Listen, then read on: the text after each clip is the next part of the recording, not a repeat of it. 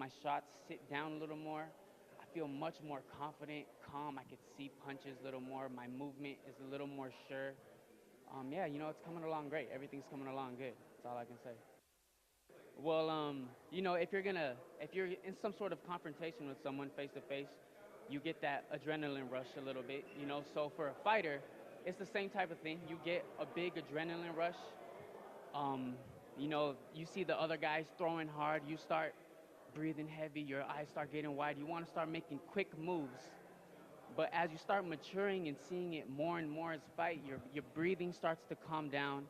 Your moves are a little more deliberate. So instead of just reacting, you're thinking. He throws something, you know what's coming. You've seen it before. You make a move, and you're ready to throw. You're ready. You're composed, and You're just not all over the place. You're set on what you need to do. That's what it is. It's a little more, just a little more confidence in there. That's basically what it is. Well, so in camp, I worked on, hands up, always keeping the hands up all the time. What I've been talking about, just being a little more calm, stiffer punches, still trying to get away from little fast, non-effective shots that I throw, fast amateur shots, a little more sit down where he feels it, everything's crisp and solid. So that's what we're going to be looking for. Head movement, of course, hands up, feet always moving, but just confidence and maturity is what we're looking for. One more step, yeah, one more step. Each fight, one more step to advancing. Oh man, I love it. Actually, I kind of, man, I like being able to see my old fights and seeing the progress. Man, I hate seeing my old fights too. I'm like, oh my God, what are you doing? Why are you fighting like that? Hit him, throw something, calm down. But it's great, I love taping my sparring sessions so I can go back and watch them. I like nitpicking myself, and me and my dad will go back and watch them. He'll tell me what I should improve on.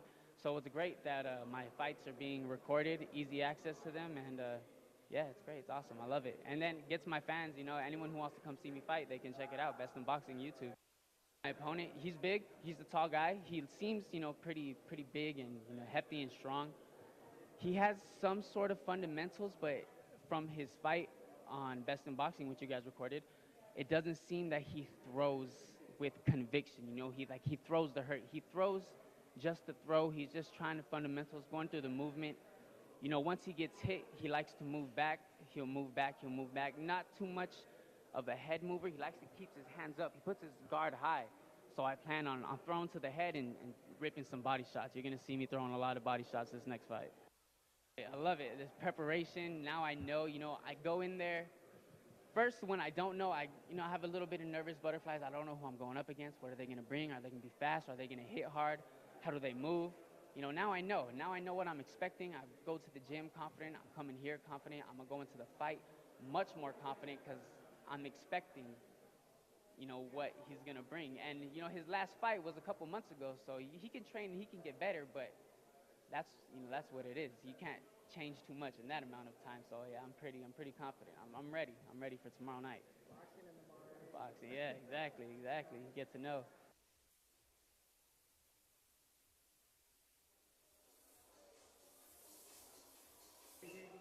I'm just excited. I've been working really hard. As soon as they told me, I was already in the gym. I always go back to the gym a week later after every fight, and I start preparing. Just hitting the bag lightly, everything lightly. But as soon as they told me, I was like excited. Like I didn't think the guy wanted to fight me again. And for me, it's like if I fight him again, I know that for me, my record will be cleared. For me, my mind would tell me, oh, okay. And for the people's eyes, it'd be like, oh, this guy is better than him. Now that it's been a year, I know that it's gonna show how much I've improved throughout the whole year, and we'll see how much he's improved. I mean, I'm not taking him lightly, but I'm sure I've been sparring with Orozco. I've been sparring with great guys, prospects. So I already know that this fight, I came prepared. I've been running. I was not working the night shift, so I was able to work in the morning. So I was able to come to the gym and be more relaxed and well rested. And we ran so much, and now I've been sparring 8 rounds. I'm really prepared for a 6 rounder, and I mean, the guy better have the gas and be prepared for me because I'm coming for the KO. I was actually like really impressed. Like I couldn't believe it, but I mean, yeah. Well, I he dropped me in the first round, which for them it was a 10-8 round, right? But I honestly I've been watching it over again, and I still think should have been a 9-9 round because I cut the guy right after he had dropped me. I went towards him. I fired. I was on fire. I kept going towards him. He was basically backing up. Sometimes he would beat me with the jab, but about it, but nothing hard. And in the second round, it was pretty tight. But the third and fourth, I made him just back up all the time, and he was basically try to counterpunch me and everything because I was just on him all the time. And but this time it's something else. I'm a completely different guy, and I'm really prepared and I'm excited. Just ready to go eat right now, and I'm ready to just put on a good show for you guys tomorrow. I just kind of laughed at it. I really don't care what side am I on. For me, I'm an A side because I've proved myself and I've beaten more guys than he has and KO'd most of them. And for me, it's okay. If I'm in the B side or the A side, it don't matter to me. But tomorrow, it will be determined. As soon as I beat him, he'll understand why I'm in the A side.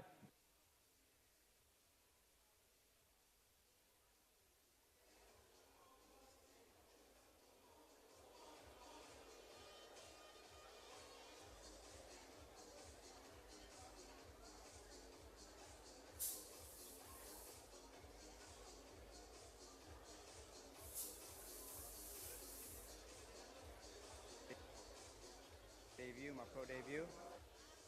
Nickname takes place for itself. Too smooth.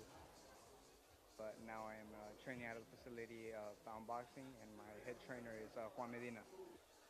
Amateur fights, I had about close to 50, and throughout my amateur career, I was ranked number 7 in the USA at 132 pounds.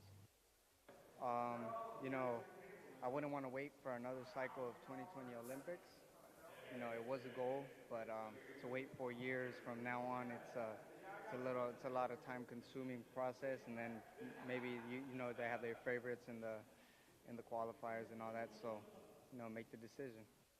It all came from my father. My father was an ex 1996 Olympian and a professional fighter, so yeah, it ran in the blood already. So the difference between an amateur fight and a professional fight, you know, it's a bigger determination. It's you know, you got to wake up early. You got to do other things you have to do in life as well, but you got to fit it all in. But it's a bigger focus. You got to be determined. You got to wake up, go run, be at 5 o'clock, 6 o'clock in the afternoon, be at the gym.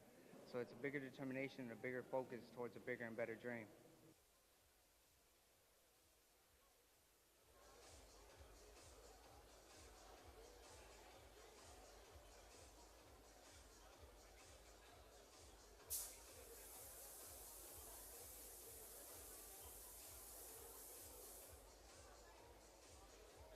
They can call me Gilberto, El Lince Iberico Garcia. Either one works, you know. I like to broadcast to each and every audience. You know, people have been asking me if I feel nervous. Not at all, you know. Like I said, I've imagined, pictured it in my head so many times, various different situations, the good outcomes, the bad outcomes. You know, I'm just mentally prepared for anything that comes at me. My style, you know, honestly, you know, I hate to throw out big names to compare like that, you know, but a lot of my prior coaches have always said, you know, they will say, oh, I looked like a Cuban Olympian or like Lomachenko. But, you know, like I said, I don't like to be compared to others. I like to create my own brand, my own image, and I actually want to be better than those guys. Lots of speed, precision, very rapid movement, lots of cuts, angles. You know, I like to stay active, stay busy. I don't like to wait. I like to keep my opponent at bay, keep them at distance, you know, set up my shots properly. And right after the shots, step out of range, set up another shot. Just keep them distracted while I'm thinking myself on what I'm going to throw next. Just you know, very completely disciplined. You know, I've took a lot of initiative to study things myself. You know, I studied a lot of nutrition on my own, studied a lot of sports medicine, just you know, with help with my recovery. You know, I've never wanted to be that guy to, you know, make an excuse, you know, not to make weight or not to pull out of a fight with an injury. Say, you know, hey, I don't have a nutritionist, or hey, you know, I don't know how to do this. You know, and I've been around training too long, and you know that mentality really gets you nowhere. You know, at some point you have to start doing things on your own.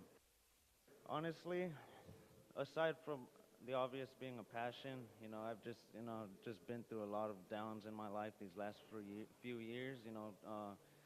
College didn't work out. I had just, things, a lot of personal issues.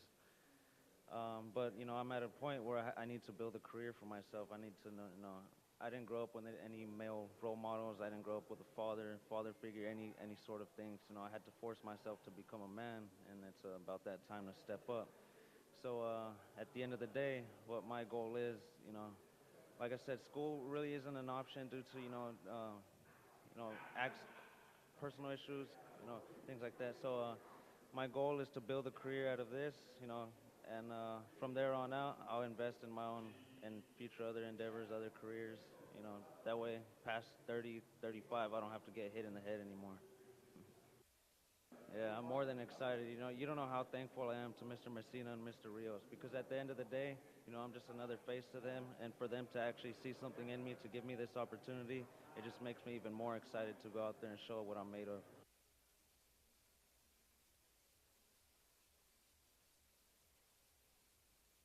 All right, my name's Kevin Ottley. My record is 4-1-1 at this current moment. I was disappointed because I want to see my best in the actual fight. I want to be able to bring out that dog, inside of the ring in front of everybody. That's the actual performance, and that's what I train for. That's how I train. My opponent, I felt like he was a little intimidated, just initially. So I didn't feel like he really fought his best fight against me. Which would require me to fight better. And at the end of the day, like I said, I just want to be the best fighter I could be. I want to prepare myself to fight at the highest level. So that requires me having to really dig down deep in the actual fight when, you may not know which way it's going to go, but you know that you're going to show up no matter what. I never wanted to be a fighter who just wanted a number on his record. I wanted the experience more than anything. Like, I'd rather have 10 great fights than, 25 subpar fights.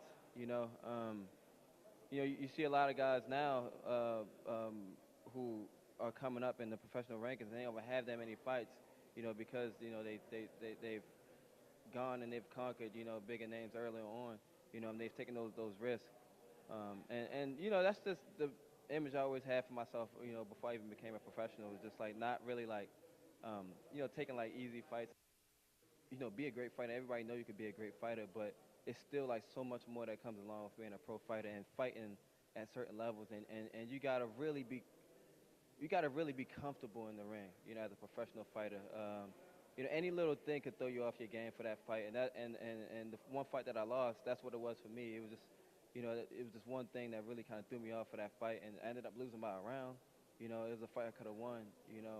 But I'm just learning the whole. I'm just allowing myself the opportunity to learn the whole realm of the game.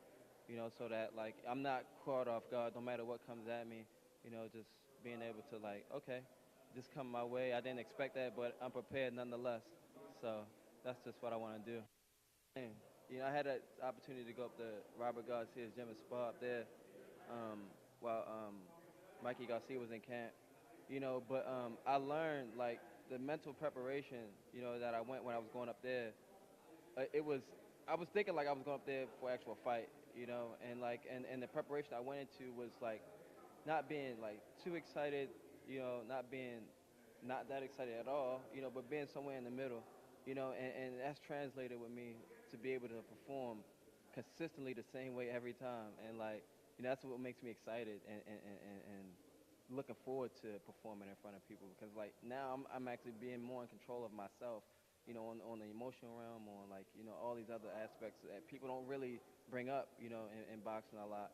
They always think about the physicality of it, but it's so much other things. I think that's what those fights that I went through, those were components that I wasn't considering at those times, and now I'm just being more in tune with the whole aspect of the game and everything that it entails to be able to perform properly.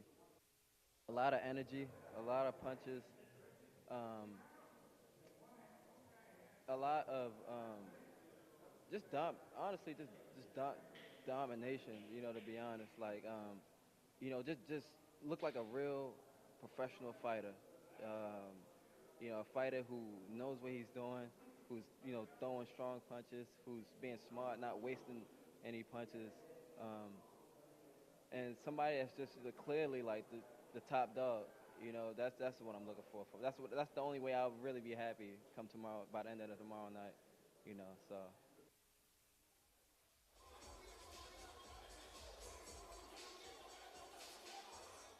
My name is Kevin Torres. I've been fighting since the age of 12. I'm going for my 6th professional fight. I had about 50 amateur fights. Can't tell you the record, I lost count, but I'm up there somewhere. For those who've never seen me fight, I'm kind of a counterpuncher and a little more aggressive, kind of like a Canelo style combination puncher. Being surrounded by my family who loves boxing, watching it on TV, sort of got me into it. I told my dad I wanted to try it. My dad has been there since the beginning, and he's still with me. My favorite part, I would say, is actually fighting. Training is the most difficult part. Training, making weight, that's all the hard part. But for me, the easiest and the funnest part is just getting up there and putting on a show. Just the discipline, getting up every morning, getting my miles in, not sacrificing other things just to train. You gotta give up a lot of things. You gotta give up time with friends, time with family. You gotta leave work early sometimes, it's just crazy. But I think it's all worth it. I have a full-time job as well. I work at a Volkswagen and Porsche and Audi dealership over there in Bellingham. And so I try to get my training in the morning and my training after work as well. I'm excited for my first time being broadcast on the internet. Everyone can see me. It's going to be live. Yeah, I'm super excited. It motivates me even more.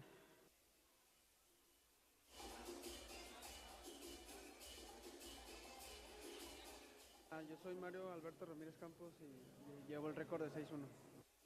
La diferencia es una preparación más dura, con más empeño, más fuerza y pues un poquito más de dieta y trabajo duro. Pero pues yo digo que está bien, no tuvimos ningún problema para la preparación. Yo creo que mañana se va a demostrar todo. Pues yo creo que es algo bonito representar al pueblo de donde vengo. Saber de dónde salí, el empeño que he sacado que proviene de allá de donde vengo, pues se me hace algo bonito que vean el empeño que yo he destacado desde allá a traerlo aquí a Tijuana. Me están viendo mucha gente, yo tengo gente por todos lados, en Sinaloa, Estados Unidos, aquel lado de Baja Sur, tengo mucha gente que me apoya, gracias a Dios. Aquí también, que pues yo creo que el viernes.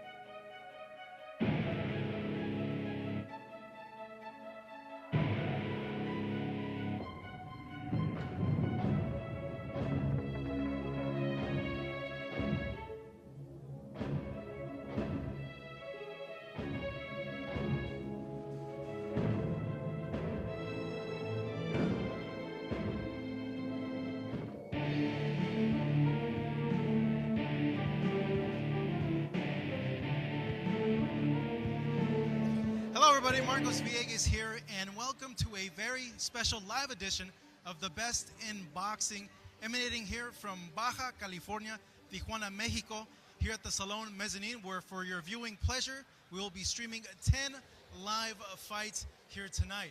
In our main event, we're going to see a rematch between Armando Tovar going up against Alejandro Castañeda that happened in this very arena in February of last year. Now, Tovar suffered a knockdown in the very first round of that fight and had to work his way out of that deficit. At the end of the fight, he was not given the judge's decision. Castañeda won the fight, and both fighters wanted this rematch. Castañeda wanted to prove that he did win the fight and wants to prove it here tonight, while Tovar wants to go ahead and avenge that loss. As now I'm being joined with my broadcast partner, Chris Martin. And Chris, like I mentioned, Tovar suffered a knockdown in that first round, and he didn't get the decision. What do you feel he has to do here tonight to go ahead and come out victorious? Tovar needs to do the exact same thing he did the first time. Just keep up the pace. The number one thing you have to do for this fight, to win this fight, is stay on your feet. He needs to control him with his jab. The aggressive fighter in Castañeda comes forward, throws looping punches. He just needs to stay on his feet, keep his guard up, and he could win tonight. It's important to know that that first fight that they had in February of last year was Castañeda's pro debut, so he had it in tough. But I know you guys are tired of us talking. Let's go ahead and get to the fights. Let's go ahead and toss it over to our ring announcer, Pablo Flores.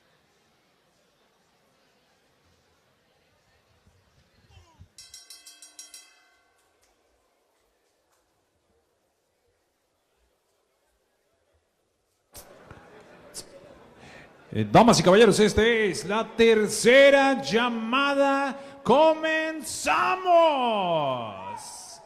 Y a nombre de Boristeca Boxing Promotions le damos la más cordial bienvenida a esta noche boxística, lo que es ya una tradición desde el Salón Mezzanine en la frontera más visitada del mundo, Tijuana, Baja California, México. Este evento es sancionado por la Honorable Comisión de Box, Lucha Libre y Artes Marciales Mixtas de esta ciudad de Tijuana, presidente Alberto Martínez, el comisionado de boxeo Alejandro Garcia, con médico del ring, doctor Ernesto Franco, concertador de eventos Secre Flores. Sus tres jueces, Francisco Pacheco, Julián Palombo y Sergio Lechuga. These are your three judges. Y estamos en vivo a través del internet y Facebook a través de BIB, The Best in Boxing, streaming live around the globe on the internet and on Facebook by BIB, The Best in Boxing. And now, ladies and gentlemen, let's get ready for 6 rounds of boxing in the super lightweight division. 6 rounds de combate en la división de peso super ligero. This is an international bout between Argentina and Mexico. Un combate de corte internacional entre Argentina y México. Introducing to you first the fighter standing in the blue corner, wearing white trunks with blue trim. His official weight, 140 pounds. Presentando ustedes en la esquina azul, vistiendo calzoncillo blanco con azul, con un peso de 140 libras. Representing Bacobambo, Sonora, México. Carlos Bacacega. And his opponent across the ring, standing in the red corner, wearing white trunks with blue and gold. His official weight, 140 pounds. Y su rival en la esquina roja, vistiendo calzoncillo blanco con azul y oro, con un peso oficial de 141 libras. Representing Buenos Aires, Argentina. Juan Manuel Wiit. Y para las instrucciones finales, aquí está el tercero en la superficie. To give out the final instructions, here is Jesús Soto. Centro, señores. Venga. Este lado. Este lado. Señores, ya conocemos las reglas, ¿ok? No quiero golpes bajos, tengan cuidado con los golpes de la cabeza, los golpes de la nuca. Espalda y conejo son prohibidos. Evítenlos. Choquen guantes.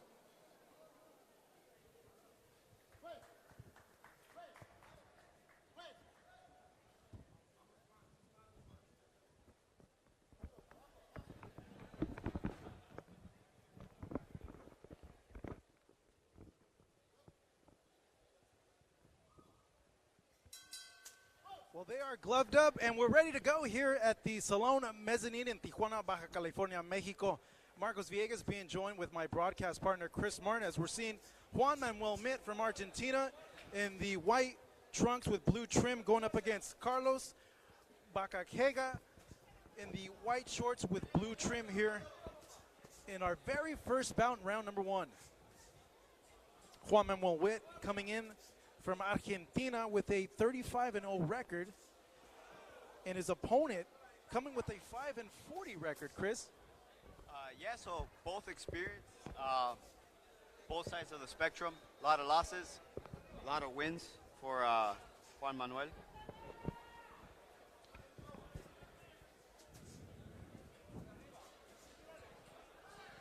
Juan Manuel popping that jab seconds ago, landing a big straight right there. Seems a bit of a feeling out route for both fighters trying to get the rhythm. Juan Manuel Wiit, the bigger of the two fighters, already establishing his reach in there. A lot of pressure, a lot of jabs coming from Juan Manuel. I think he knows he has a lesser fighter in front of him, and he's trying to get him out of there. Big size difference between the two fighters as well. Yeah, absolutely. You could see it. I believe Juan Manuel feels it as well. That's why he's coming forward. Might just have that aggressive style, crowd-pleasing style. So we can see on the back of his trunks, Juan Manuel Principito, his nickname, Little Prince, as he lands a series of 3 hooks there to the body of Bacacega. So we're coming now to 1 minute left in this very first round. Wiit more or less controlling the fight so far with his jab and his ring generalship. Yeah, Bacacega, though, he's game. He's loosening up as we see now. And not saying he's just here to survive. He might be here to win. Looks like he's trying very hard.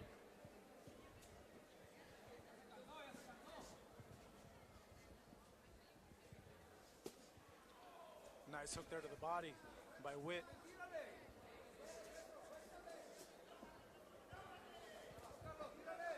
Carlos trying to mount some sort of offense moving forward. His punches don't have the snap that Wiit does when he does throw them.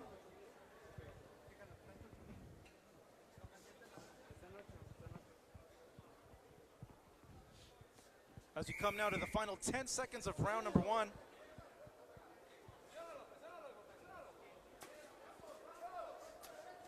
As Wiit lands a series of combinations there.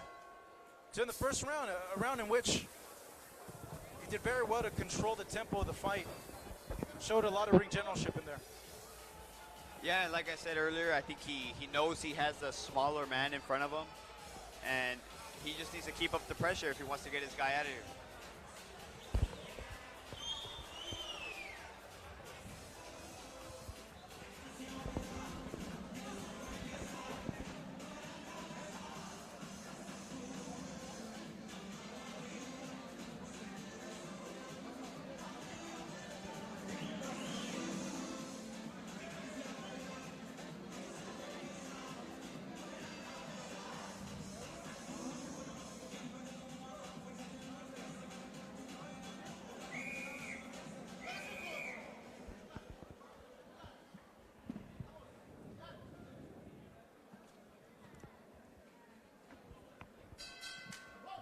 As we now begin round number 2, Juan Manuel Wiit from Argentina with a 35-0 record, having a good first round as he continues now his attack, varying it up with jabs, straights, and hooks. Bacacega seems determined this round. He's coming forward. He's the one now putting on the pressure and picking up his punch volume as well.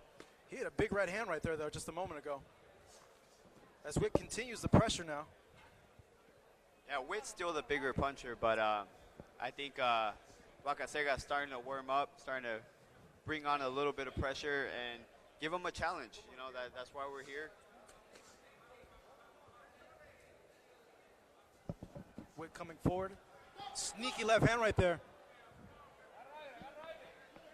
Straight a little low, I believe. Calling a not giving him a count. I think the shot was a low blow. Did you see a low blow there? Yeah, I saw the shorts come up as well, so it was a low blow. When hit with the low blow, Chris, from your experience as a fighter, usually want to take that full 5? Nobody ever does, but you should. But as a fighter, your instinct is to fight, and that's what Bacacega is doing right now. He's coming to fight.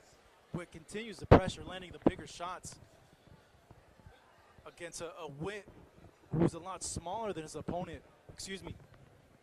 Bacacega, who's a lot smaller than his opponent. Wiit continuing to move forward, working to the body again. Bacacega giving a little grimace. Shots are affecting him. That time he complained of a low shot, but I believe that was on target at that time. Wiit loading up with that punch there, but missing.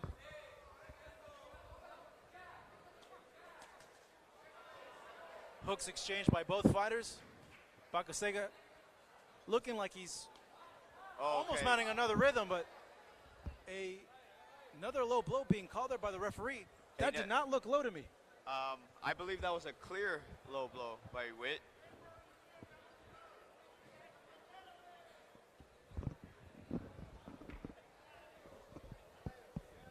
Not sure if we can get a replay here, but that is the second low blow that has happened in this fight.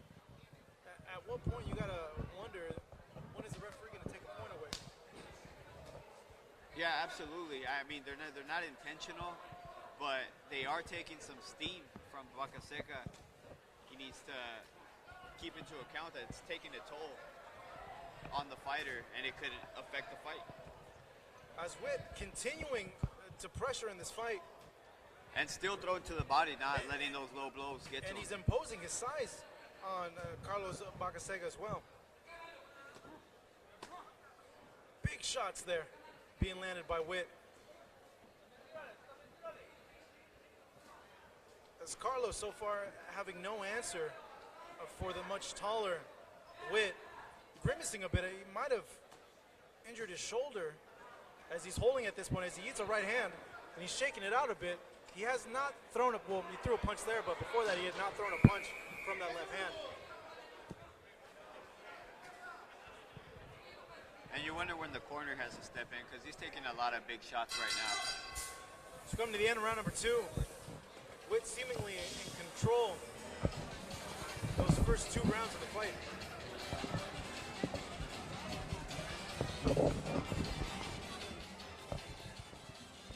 At this point, Chris, if you're Carlos Bacacega and you are working in this corner, what are you advising to do? I believe they're throwing him down now. He might have strained his shoulder, maybe dislocated his shoulder. We don't know what his injuries were coming into this fight. But he seems to be in pain right now from the shoulder, not necessarily the punches from Wiit.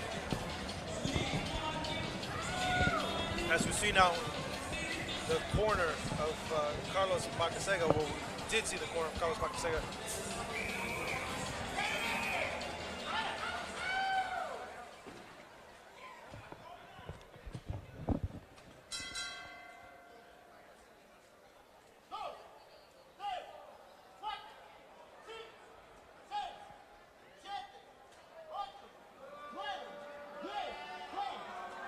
And that's all she wrote, folks. Juan Manuel Mitt goes to 36-0 now as a professional, as Carlos Bacacega forced to sit on his stool at the beginning of round number 3, grimacing in pain. Not sure if he suffered a shoulder injury. In there, he was holding his shoulder, but what did it look to you? His shoulder, but it seems as those low blows shot to the shoulder. Now, let's go ahead and take it up to our ring announcer, Pablo Flores, to get the official decision for the fight.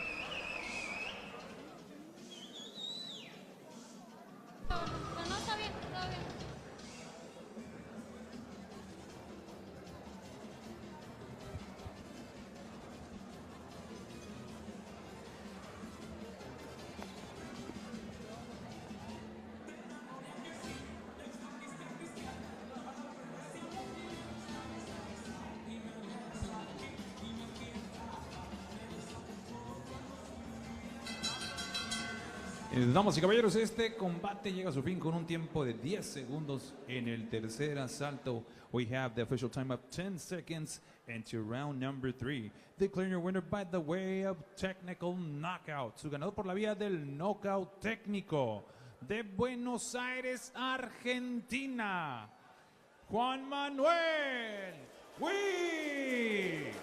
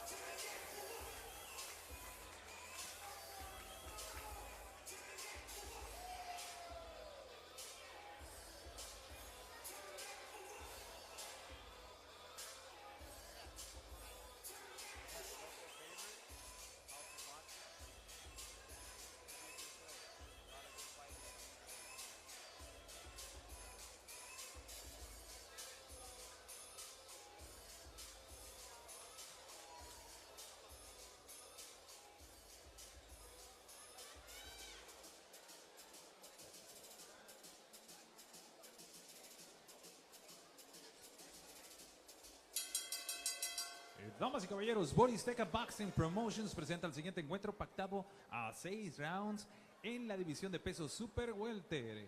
And now, ladies and gentlemen, 6 rounds of boxing in the Super Welterweight division. Your 3 judges scoring this bout in ringside. Sus 3 jueces, Francisco Pacheco, Julián Palombo y Sergio Lechuga. And when the bell rings, your third man, el tercero en superficie, Jesús Soto. Entries into your first, the fighter standing in the blue corner, wearing black trunks with brown trim. His official weight 144 pounds. Presentando ustedes en la esquina azul, vistiendo calzoncillo negro con café, con un peso de 144 libras. As a professional, he stands with 9 victories against 14 losses, and 5 of his wins coming by the fast way of knockout. Presenta un récord de 9 victorias, 14 derrotas, y 5 de esas victorias por la vía del knockout. De Loreto, Baja California Sur, Alejandro Valladares. And his opponent across the ring, standing in the red corner, wearing black and silver. His official weight, 147 pounds. Y su rival en esquina roja, vistiendo calzoncillo color negro con plata, con un peso de 147 libras. Professionally, he stands with 4 victories, including 1 loss, 1 draw, and 3 of those big wins coming by the fast way of knockout. Presenta un récord de 4 victorias, 1 derrota un empate y 3 de esas victorias por la vía del cloroformo. House of Boxing, San Diego, California, USA. The sensational Kevin K.O. Ottley. And here is to give out the final instructions, Jesus Soto. Señores, ya saben las reglas de la pelea, ¿ok? Quiero una pelea limpia, cuiden los golpes bajos, los golpes de la cabeza y de la nuca. Espalda y conejo no se vale ninguno, ¿ok? Choquen guantes. Suerte, señores.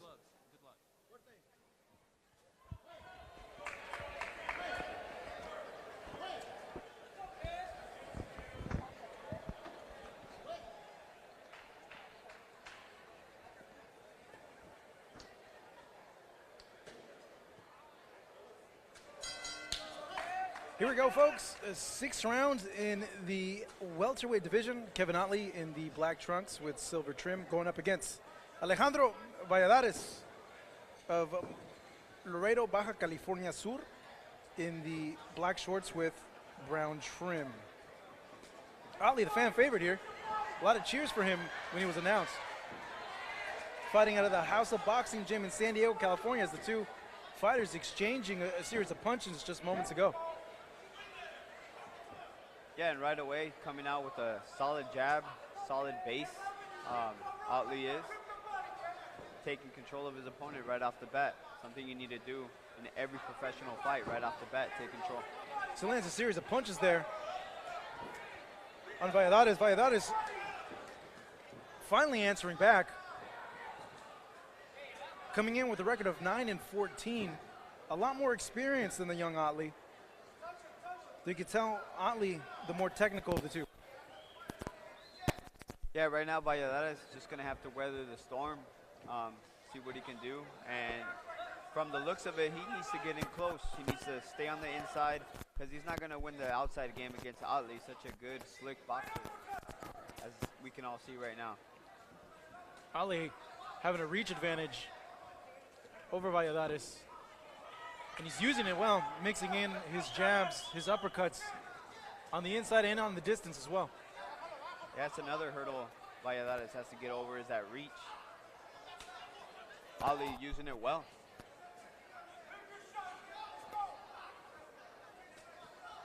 Valladares there just landing a straight right hand. Though I don't think it did much to Ottley.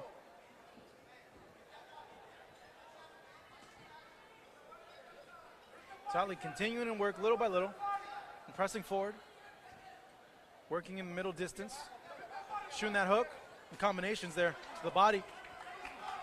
No answer so far from Valladares. It's Valladares.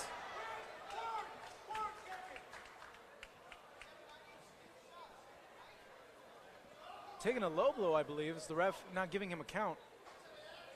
Quite a few low blows here tonight already. Seems to be a trend this night.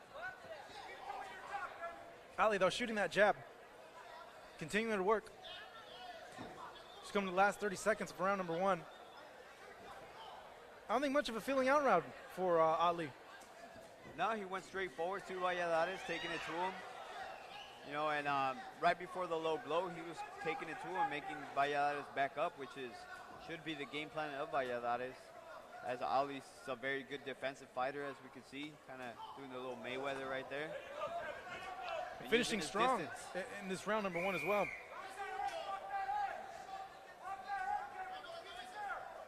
The two now fighting on the inside. Valladares mounting some offense there.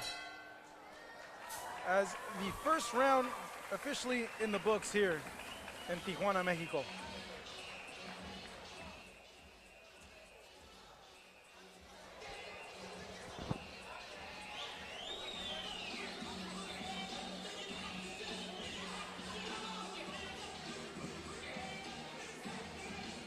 Both fighters doing a good job in that round. Valladares, the only thing he can do, in my opinion, in this fight is just press him forward. And Ottley took him out of that game in that round. He boxed the first half of the round, then he pressured Valladares the rest of the round. So Ottley being a complete fighter in there. I think at this point, Alejandro Valladares probably knows he's outgunned in this fight. He's going to have to make it rough, a rough night of business there for Kevin Ottley if he's going to want to have any sort of success in there. Absolutely, he has to fight into that mouthpiece, grind it forward, and throw punches. So we begin round number 2 now. Ottley continuing with that probing jab.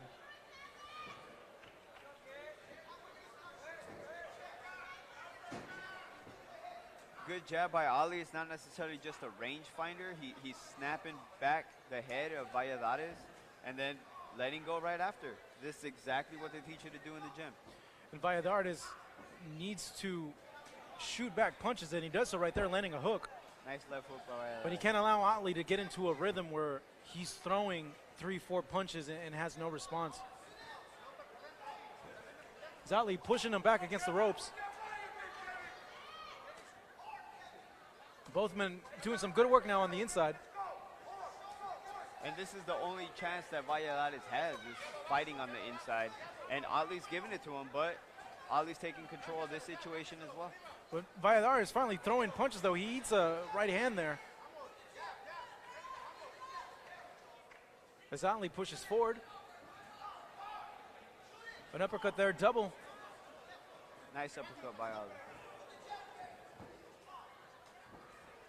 Ottley, you got to like his mixture of attack. He goes top, bottom, always having Valladares guessing. Yeah, he's got a big arsenal. He's using it, showing it tonight. Good 3-punch combination there by Valladares, but Ottley answering right back. And that uppercut has been scoring really well for Kevin Ottley here in these first 2 rounds. Once he has him on the inside, he keeps landing those punches. Yeah, it's finding its mark, and Valladares starting to get like a little mouse under his left eye from that right uppercut and those straight right hands. You know, Otley's putting it together real well tonight. A lot more active as well too. Though he hits a big right hand there, he needs to be careful not to always have his hands down. He could get clipped with the big shot.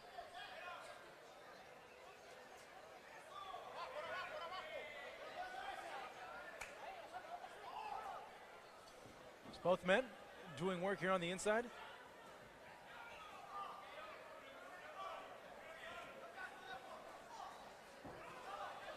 Ottley now landing a big right. I know in his last fight he was a bit disappointed, wasn't able to get the work that he wanted to get in because it landed so early, but we'll see if he'll want to make it a short night of work or no, it's another short night of work right there. As Kevin Ottley improves his record to 5-1-1. Getting a TKO stoppage, and Alejandro Valladares is not happy with the referee's call. He's shaking his head, says something to the referee. Chris, what'd you think about the stoppage? Well, anytime a fighter turns around, the ref really has no option but to stop the fight. If you're hurt as a professional, take a knee. After your 8 count, you stand up, you recoup, and you continue fighting. But the minute that you turn around in a professional boxing fight, that fight is over. And over it is, as Alejandro Valladares is suffering a 3rd round defeat here in Tijuana, Baja California. Let's go ahead and take it up to our ring announcer, Pablo Flores, to make it official.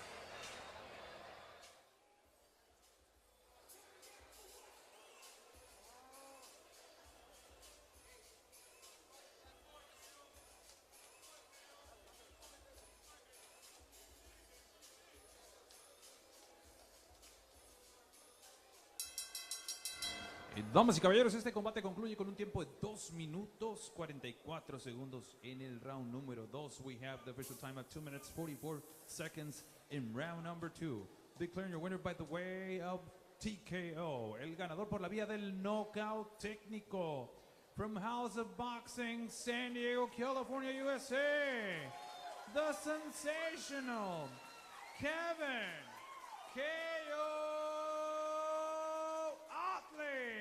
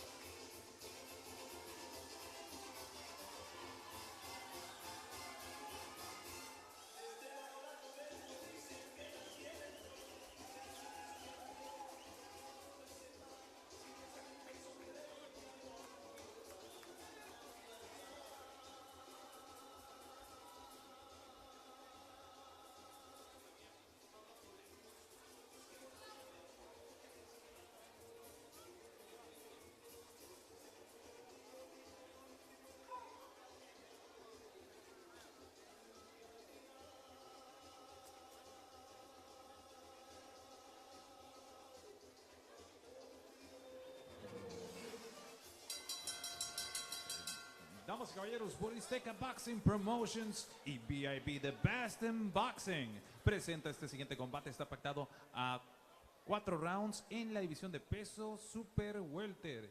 4 rounds of boxing in the Super Welterweight division. Your 3 judges scoring, sus 3 jueces, Julián Palombo, Francisco Pacheco y Sergio Lechuga. And your third man inside the ring, el tercero en la superficie, Jesús Soto.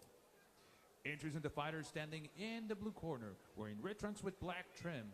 His official weight 144 pounds. Presentando ustedes en la esquina azul, vistiendo calzoncillo rojo con negro, con un peso de 144 libras.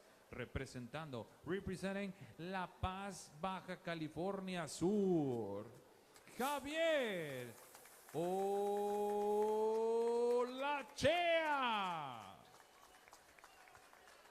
And his opponent across the ring is standing in the red corner, wearing the Mexican colors, green, white, and red.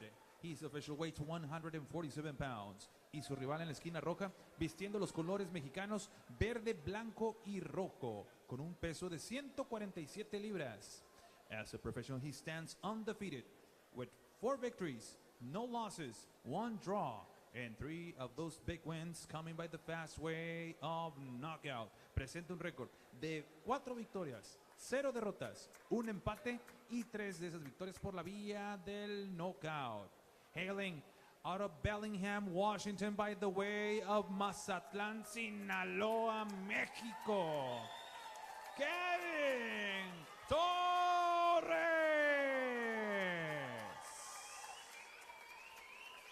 And here is with the final instructions, Jesús Soto. Señores, ya saben las reglas de la pelea, ¿ok? Tengan mucho cuidado con los golpes bajos, los golpes de la cabeza, atrás de la nuca. Los de espalda y conejo son prohibidos, ¿ok? Hay que hacer buena pelea. Choque guantes, señores.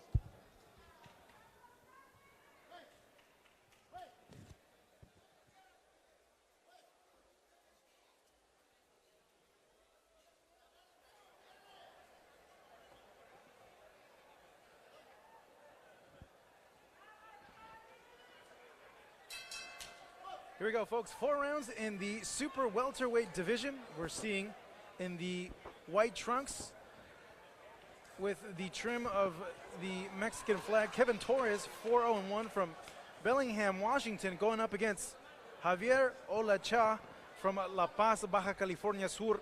The record of 0-1. Immediately, Chris, both fighters coming in, throwing some heavy leather. And Torres, just the size of this kid. He's a big kid.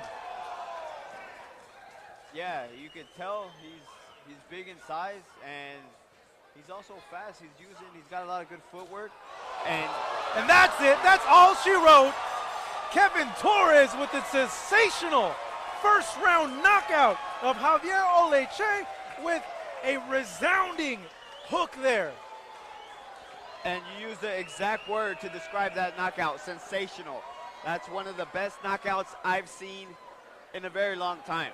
It reminds me of Canelo Alvarez knocking out Carlos Valdomir a few years back.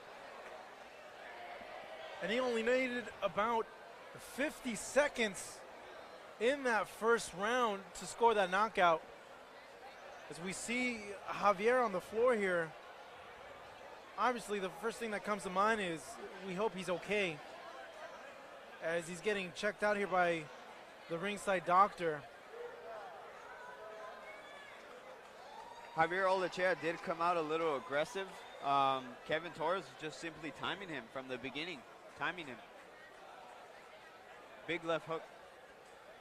Like I mentioned too, when the fight started, Torres just looked so much bigger than his opponent.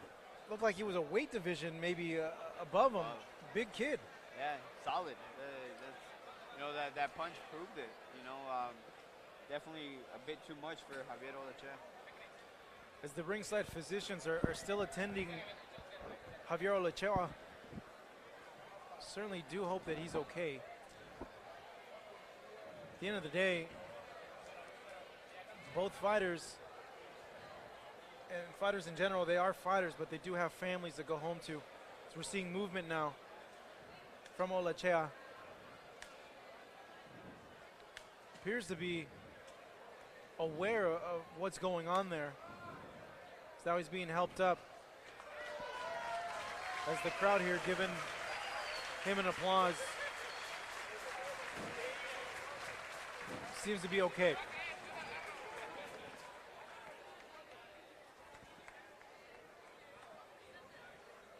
Absolutely impressive victory.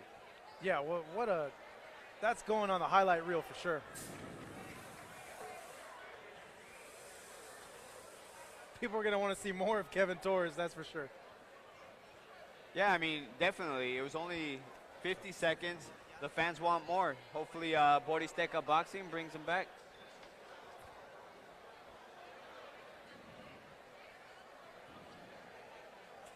We're seeing the corner of Olachea.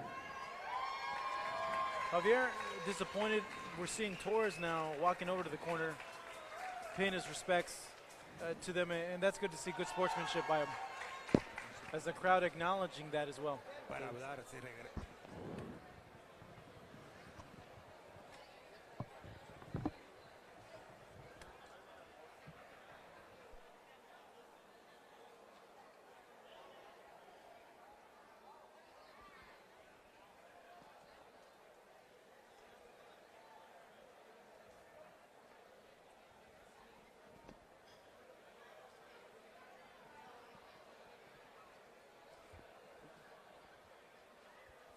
Well, with that, let's go ahead and take it up to ring announcer Pablo Flores to make it official.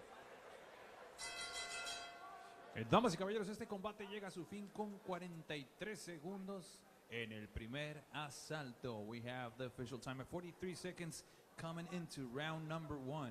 Declaring your winner by the way of knockout. Su ganador por la vía del knockout. From Bellingham, Washington, en Mazatlán, Sinaloa, Kevin Torres.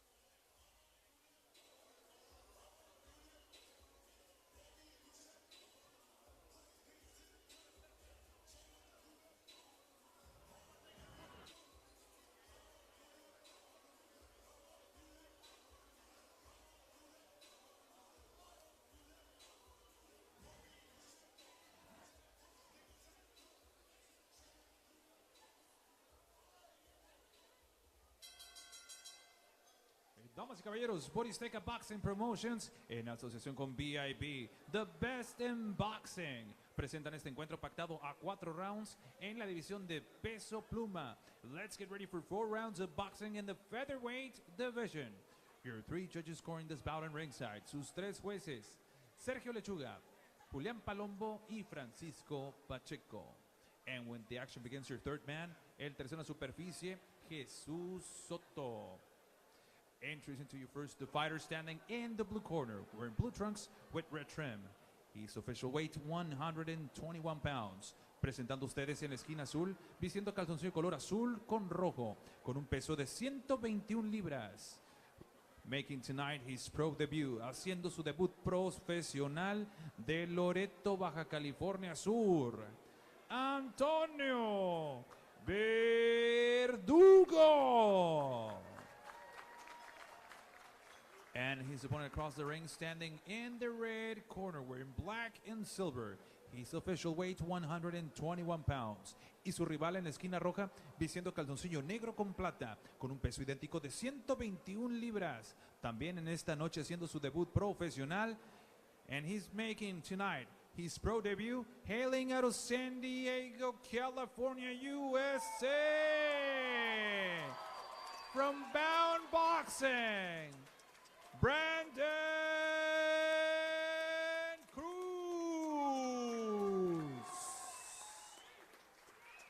And here is with the final instructions, Jesús Soto. Señores, quiero una pelea limpia, ¿ok? Ya hacemos las reglas, no golpes bajos, ten mucho cuidado con los golpes de la cabeza y los golpes en la nuca. Espalda y conejo no se valen, ¿ok? Choque guantes, señores. Suerte.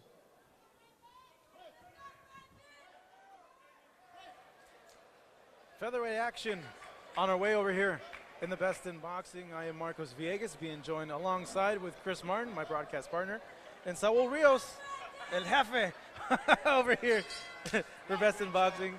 Absolutely. We're still stoked. You know, the show that just Kevin Torres put on.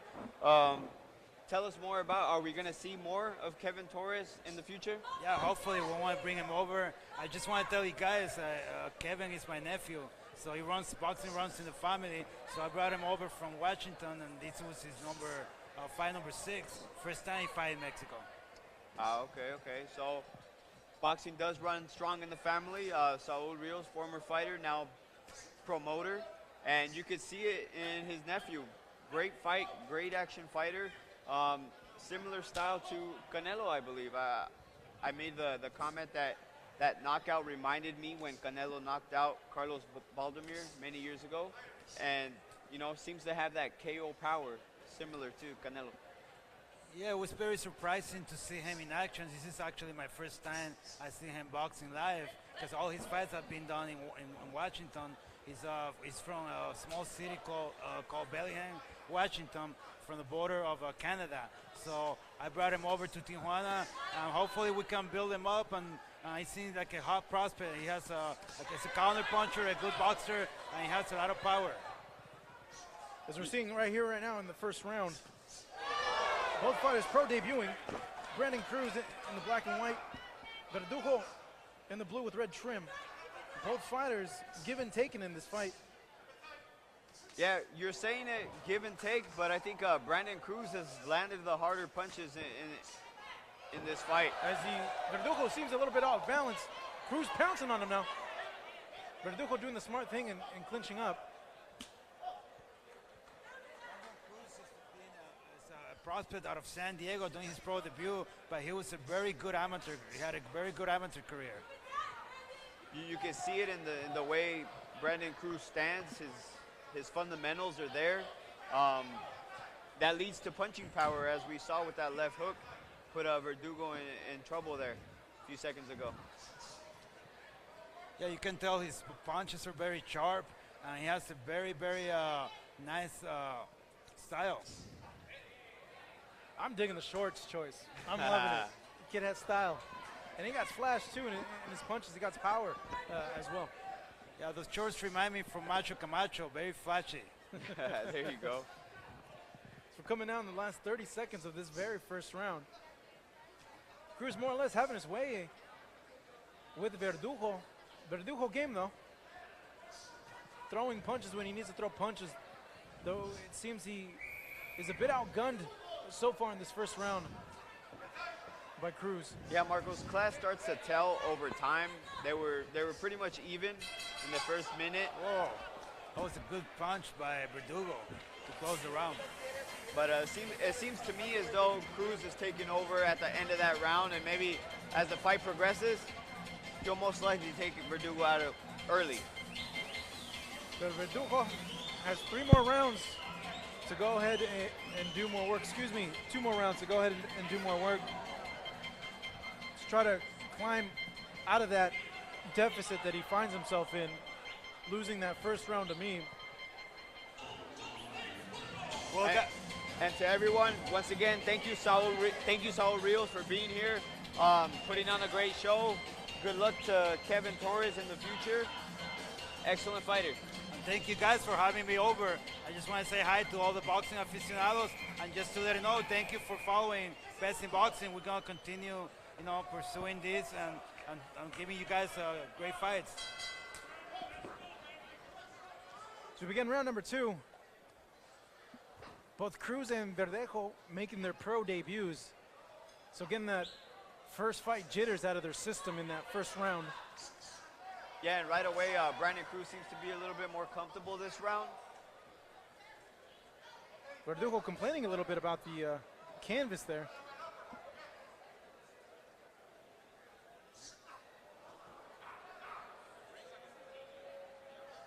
Yeah, it's definitely the canvas because it's not the shoes. He's got the best brand in boxing ever last. As Cruz popping that jab a few moments ago. Both fighters clinching now. Given the first round, it seems Verdugo is a little bit more settled in now. I don't know if he might have had nerves. You could comment on that. Yeah, Chris, I mean, how nerve-wracking is it? Well, for both of them, it's their pro debut. There's nerves on both sides. There's no way there wasn't. But to me, it seems as Brandon Cruz is handling it a little better now. And he's just taking control of this fight. Verdugo also settling in, but I think he's overmatched in this fight. The amateur experience really showing through in this fight for Brandon Cruz as he slips and slides those series of punches there by Verdugo. And Cruz smiling, acknowledging the crowd there as the referee breaks him up. Absolutely, you got to soak in the moment. This is your pro debut. This is a day you're going to remember forever. Take in the crowd, take everything in. Double hook to the body there by Cruz. We're coming under a minute left in round number 2.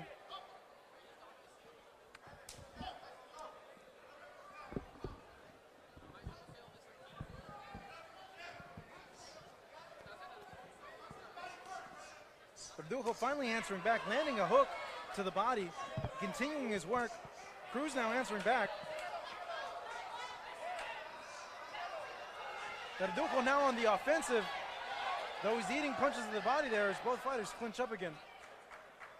Yeah, like you said, he's delivering punches, but Verdugo's punches are a little bit wider than Brandon Cruz. And Brandon Cruz just coming right down the middle. It's going to be effective the whole night until it ends. I think Cruz is just waiting for that right moment to land a perfect punch. Verdugo flashing his jab. Cruz, inch by inch, moving forward. Eats a big hook there, though. Both fighters now exchanging. Verdugo landing a big punch. The crowd acknowledging it.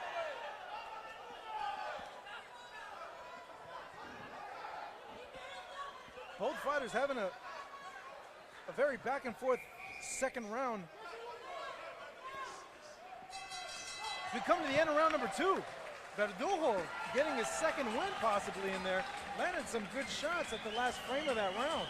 Yeah, as for me, I got this fight even right now. First round goes to Brandon Cruz, and Verdugo taking it in the second round, landing some big shots. As now we're being joined in our broadcast booth by Kevin Ottley. Kevin, first off, congratulations, man. Sensational win. Got a third-round stoppage there. Yeah, thank you, guys. I appreciate it. It was good. I felt good. It was the type of performance I was looking for, so I'm happy. I know you wanted a little bit more time in there. Yeah, but hey, a win's a win, Hey, and a knockout's a knockout. Exactly. It all go on the record as, when it's all said and done, that's what people going to say, so it's good. As we're coming now to round number 3 in a fight that in the first round we saw Brandon Cruz get the better of, but in the second round, Verdugo answering back with his own punches, so let's see what happens here in round number 3. Could be a very crucial round for both fighters. As Chris, you said you had it one apiece. Yeah, they were both active in round number 2, but you have to give the round to who threw those eye-catching shots, and that was Verdugo in that round number 2.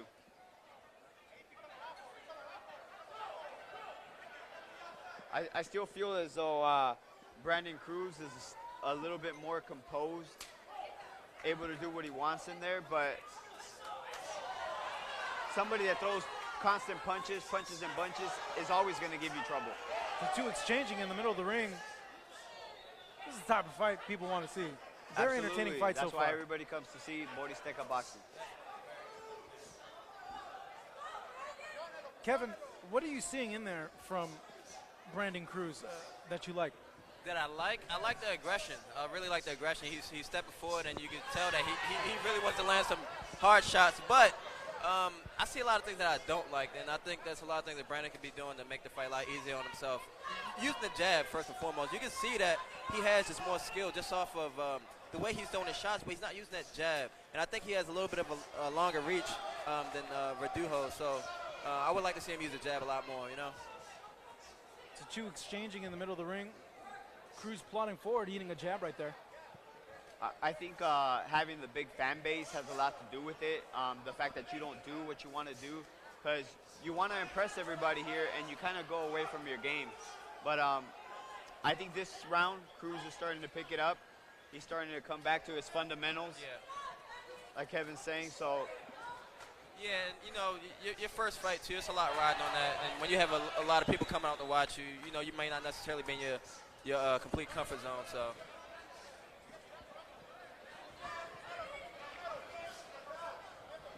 Verdugo holding his own so far. Wow. Eats a big right hand there. Though answers back with a hook of his own. As he comes in, missing a wide hook there. And now we're seeing Cruz flash that jab to the face of Verdugo. yeah, I think Cruz, the jitters are gone. The boxing skills taking over. He's starting to land more shots and more composed from that first round. Though he's still eating shots from Verdugo, when he is on the inside, allowing himself to get hit at times, has his hands a little bit low. I think that might be the style he's going for, the Kevin Ottley style, just hands low, flashy warrior, keep him throwing. Hey, man, it's called swag. It's there called you go, swag. okay. Well, you can see by the shorts right there, he does have swag as we come to the end of round number 3. Chris, how do you have it so far? I'm going to give the slight edge to Brandon Cruz in that round. I think he landed the harder punches. And just like the second round, that output is exactly the same. Verdugo's throwing, Brandon Cruz is throwing. But that round, I believe Brandon Cruz was landing the slightly harder shots and more telling shots in that round. So 2-1. Going into the fourth round, this round is critical if Cruz wants to win his first fight. And Kevin, from what you're seeing, what would you like to see from both fighters implementing this final round? I would like to see a little bit better defense from Brandon. I would like to see more power coming from Verdugo. I'd like to see more power come from him. It looks like Brandon is throwing more of the power punches.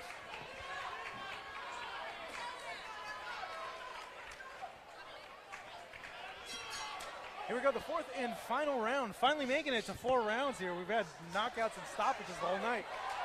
As Verdugo and Cruz going at it right now in the middle of the ring. Seemingly knowing there's a lot on the line, not wanting to lose their pro debuts here. Yeah, this is a good fight.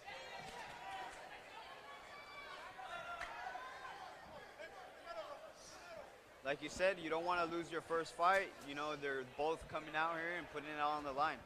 Good fight, great fight. Verdugo looking a little slow now in his punches. Though still coming in, but eating a shot to the body there. As the two fighters doing a lot of work on the inside. It's turning into a war, Marco. Well, it's what people like to see. Absolutely, that's where we all come to watch. Sport of boxing.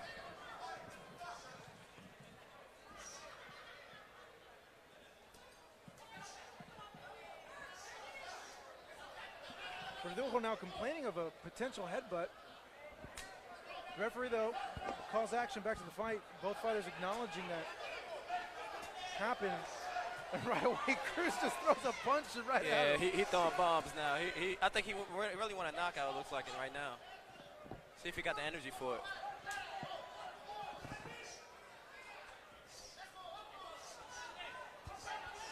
Once again, both fighters give and take when they are in the close distance. Wow. A lot of punches being landed, punches being slipped as well. Both fighters showing signs of fatigue now. Good jab to the body there by Cruz. This is where this fight is going to be decided in the last minute of the fight. Yeah. See who wants it more, Marco. Cruz digs again to the body. Verdugo weathering those punches there, just missing that hook from Cruz. Coming forward, biting down on that mouthpiece, though he ate a few punches there. So we're coming out of the final 30 seconds of round number 4. And this is where skill takes over, Marcos, when you're tired, you can't lift your arms. Muscle memory right here. So Brandon Cruz is the one landing these shots in the last 30-second stretch. Verdugo's the tired fighter, sloppy fighter. Brandon Cruz is taking this fight. As the crowd cheering both fighters on as we come to the last few seconds of this final round. Oh, that's whose a good O fight. will go? That's good. As both fighters put on an excellent performance. Excellent fight. Excellent. That was a great fight. We'll see who ends up winning their pro Great fight. debut here. If it'll be Brandon Cruz or Antonio Verdugo. Overall, though, great fight for you fans watching at home and watching us here in Best in Boxing. You know, no matter what, for a first fight, this was a great fight for both of them. No matter who wins, no matter who loses, this was a great fight and a tough fight for both of them.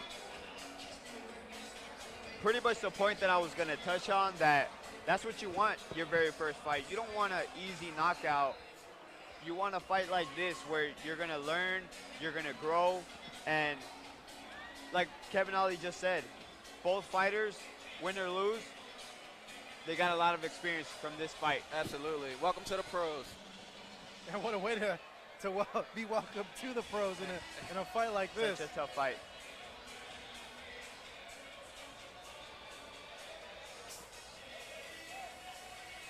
Seeing this fight ringside, I would give the slight edge to Brandon Cruz, but I mean, I couldn't argue if it was a draw. But it was a very, very good, action-packed fight. The fans here at Salon Mezzanine, they love this fight. You guys could hear them at home. Great fight. Yeah, you never know what the judges are looking for in the fight. If they're looking for the fighter pressing forward, or if they're looking for the aggression, the clean punches. It's always, you never really know what they're really looking for in there. Yeah, It seems now that we do have the judge's decision, so let's go ahead and take it up to our ring announcer, Pablo Flores, to see who wins their pro debut. Damas y caballeros, este combate se dio en la distancia de 4 rounds, por lo tanto tenemos la decisión de los jueces. After 4 rounds of boxing, we have the official scores. El juez, Judge Julián Palombo, califica el combate 39-38, 39-38 in both judges' Francisco Pacheco y Sergio Lechuga has the same scores of 39-37, 39-37. Coinciden estos dos últimos jueces. For your winner by the way of unanimous decision, su ganador por la vía de la decisión unánime, Brandon Cruz.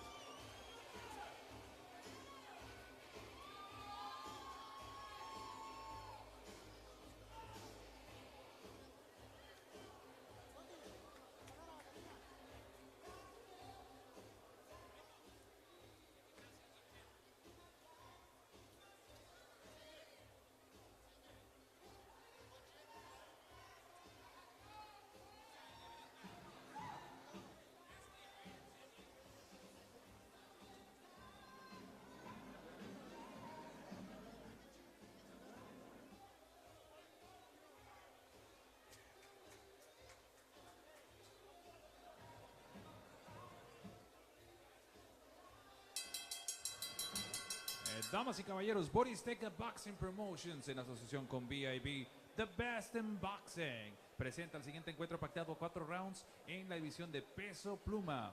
4 rounds of boxing in the featherweight division. Your 3 judges scoring, sus 3 jueces, Julián Palombo, Sergio Lechuga y Francisco Pacheco.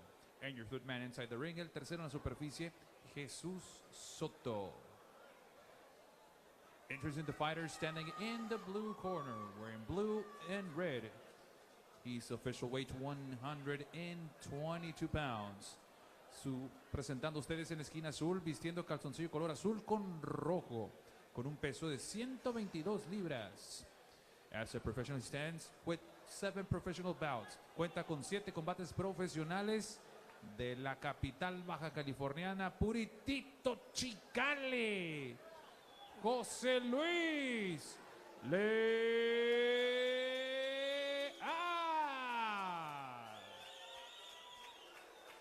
And his opponent across the ring is standing in the red corner, wearing black trunks with silver and white. His official weight 121 pounds. Y su rival en la esquina roja vistiendo calzoncillo color negro con blanco y plata, con un peso idéntico de 121 libras. And tonight making his pro debut, haciendo su debut profesional, representing San Diego, California, USA, Gilbert, el lince Garcia. With the final instructions, here is Jesus Soto. Que una pelea limpia, ¿ok? Está mucho cuidado con los golpes abajo, los golpes de la cabeza y atrás de la nuca. Espalda y conejo son prohibidos, ¿ok? Choque guantes.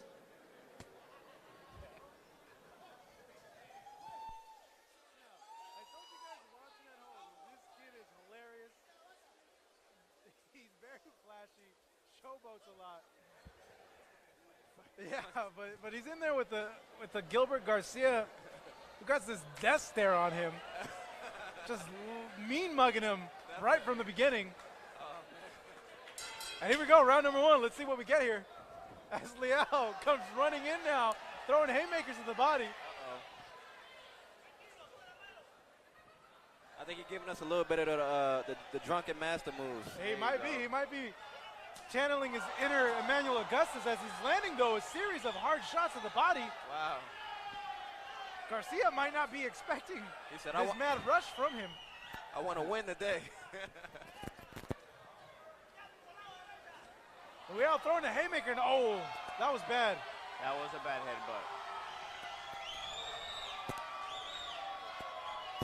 Referee warning Garcia to come in with his head.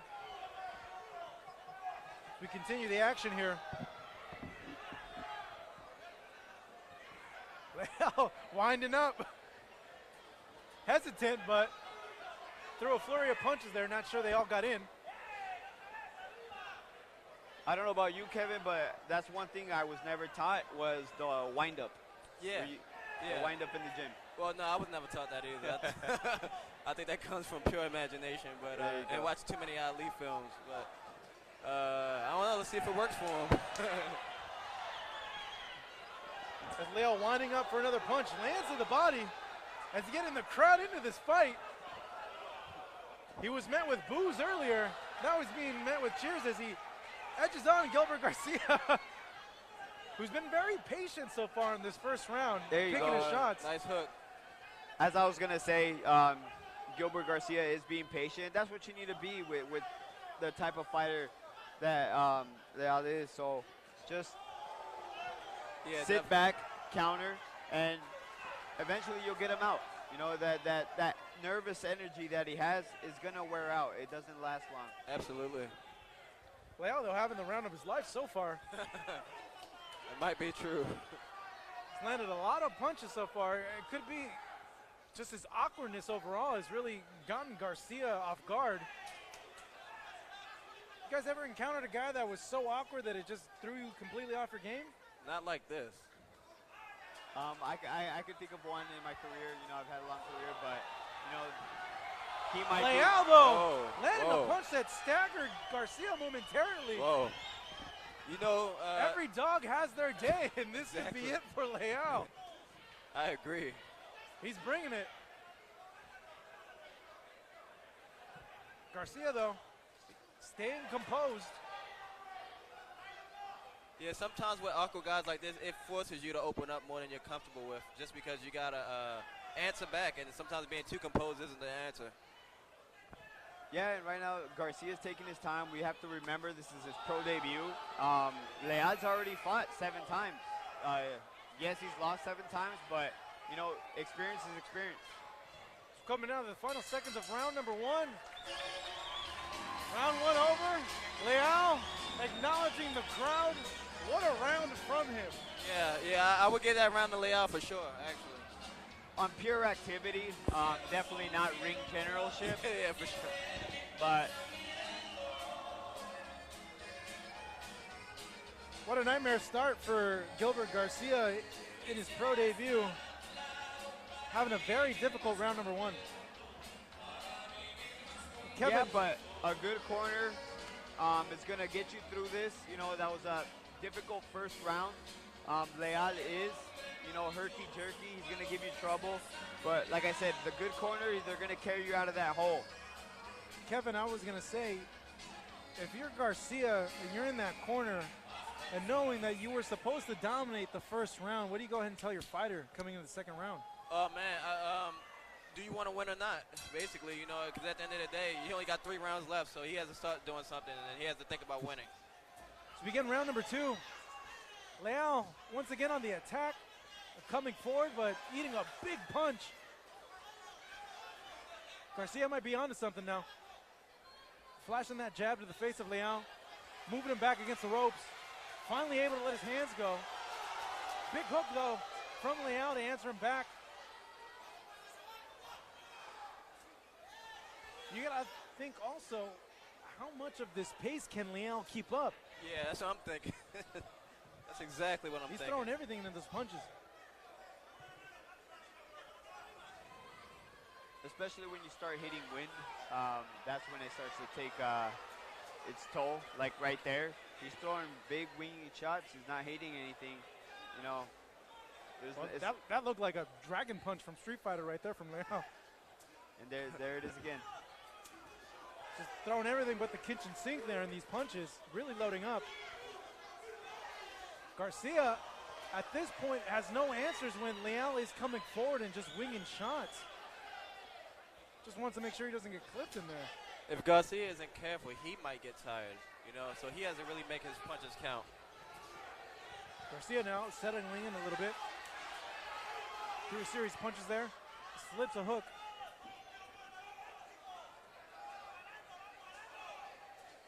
Leal with the 3-punch combination there.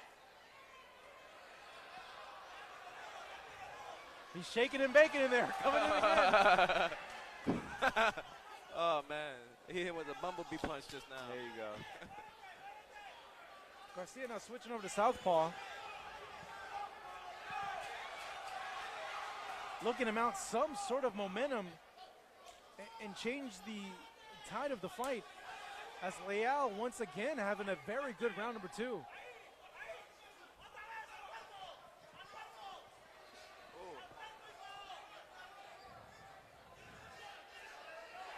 The skills starting to show little by little of Garcia over Leal. Leal's starting to get tired, starting to wing those shots a little bit more now. So Garcia now starting to push Leal back into the corner as the referee now giving a warning. Not sure if that was a thumb or a headbutt. I believe he's complaining about headbutts, but that to me, as a fighter, Kevin, I think you could attest to this, that Mr. Leal here is looking for a way out. Yeah, or at least a break. Yeah, at least a break for sure. Yeah, I think he thinks that he has a good chance of winning this fight, which he actually does. But right now, he's looking for any little way out for sure. Seems the mouthpiece came out of the mouth of Leal. He's now asking for it now. As the referee calls time back in.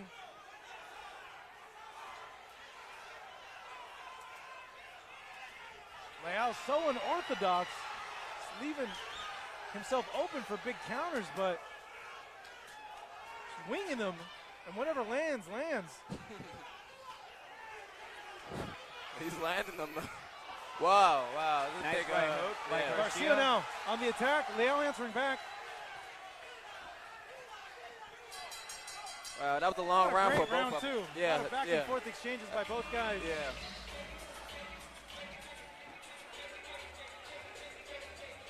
Chris, who'd you give that second round to? I believe you still have to give it to Leal, considering he was the more active fighter. He was actually also landing shots. But I can see that Garcia's taking his time. Maybe took a little bit too much time. But I believe in this third round, he's sitting down on the shots more. He's letting his hands go a little bit more, which is important. And, you know, the only chance he has right now is either to knock him out or to even up the fight.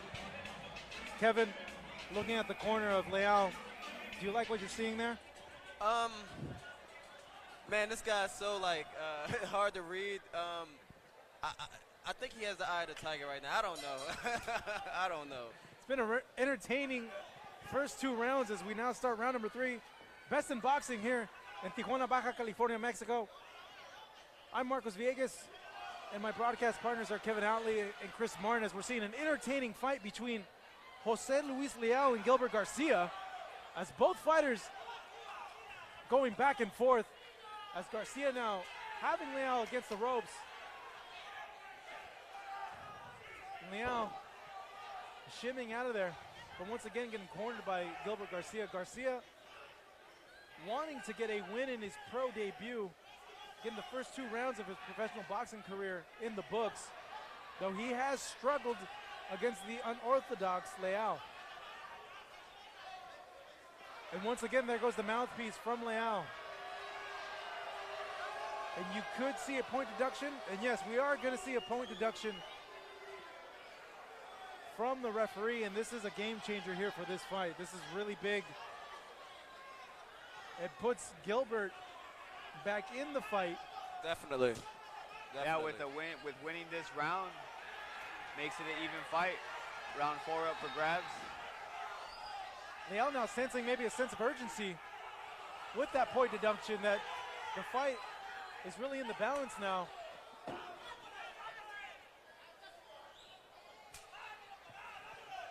Andale. Yeah, I think Leal's just going to give it all he has right now. Oh, big hook by Leal. He's just butting down on his mouthpiece and just winging these punches.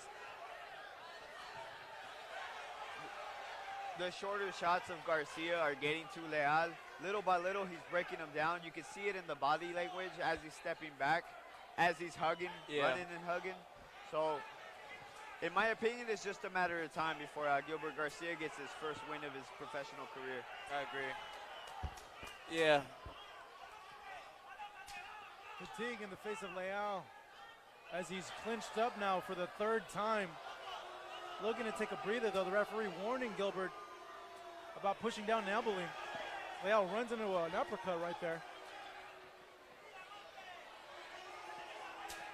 Gilbert now pressing forward,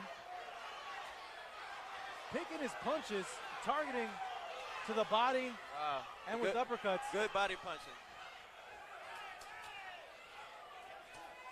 Leal throwing back, though, not wanting to back down, as Gilbert now digs to the body and follows up with 2 more hooks.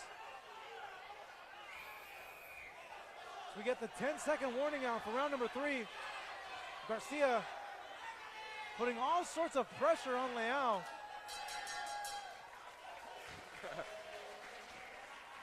Good round, good round.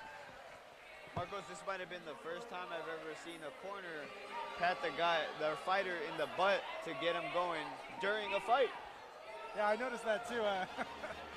The corner just as animated as Leal is inside the ring.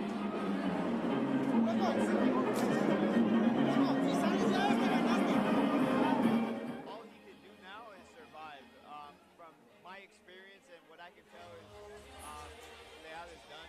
You know, his body language is telling me he wants out of this fight, and Garcia just needs to put his punches together and help Leal out of this fight. If Garcia wants to win this fight, he needs to just put his punches together, short shots, and mainly go to the body.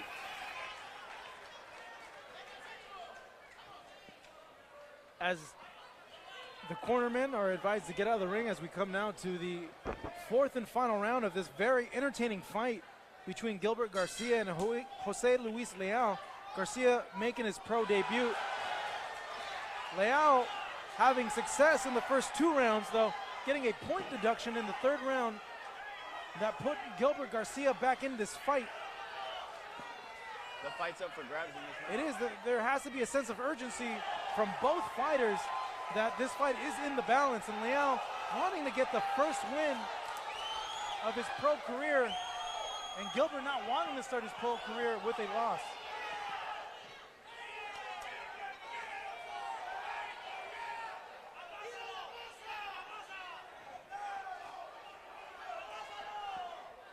Garcia showing pose, though. Very composed in there. He knows he's breaking Leal down little by little, but is it too little, too late on his end to be able to get a decision here. We'll see by the end of this round as he continues pushing Leal back against the ropes, landing punches to the body. Leal now breathing heavy. If Garcia is able to get a knockdown, not necessarily the knockout, but a knockdown, he definitely seals the deal with the decision here in Tijuana, Mexico. Continuing that body assault, Garcia is. Leal really hurting. Not having much of an answer to those punches as Garcia continues to chase him. He's following up with a series of punches in the body. Leal needs to answer back. He needs to answer back or it's going to be over. Leal smartly clinching now. And he's ready to spit out that mouthpiece. It's now or never for both fighters.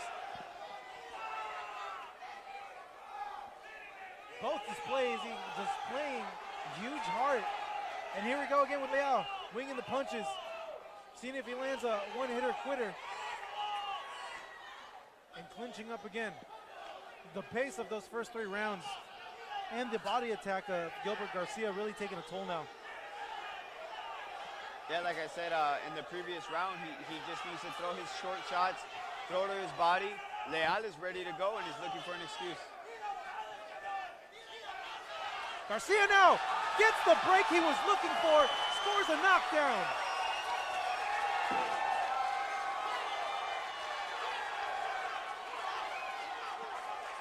Oh, that just did it for sure. Garcia now moving forward. Let's see if he can put out Leal. Leal responding with a hard shot to the body. Showboating a little bit. Both fighters displaying huge heart. Leal now pushing forward. And then we go to the end of round number 4.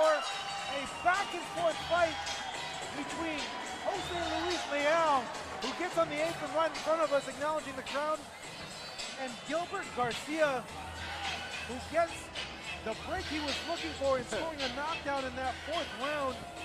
Guys, what do you think about that final round and who the fight should go to? And we'll go ahead and start with you, Kevin. Yeah, I think definitely Garcia won the fight, especially based upon that knockdown.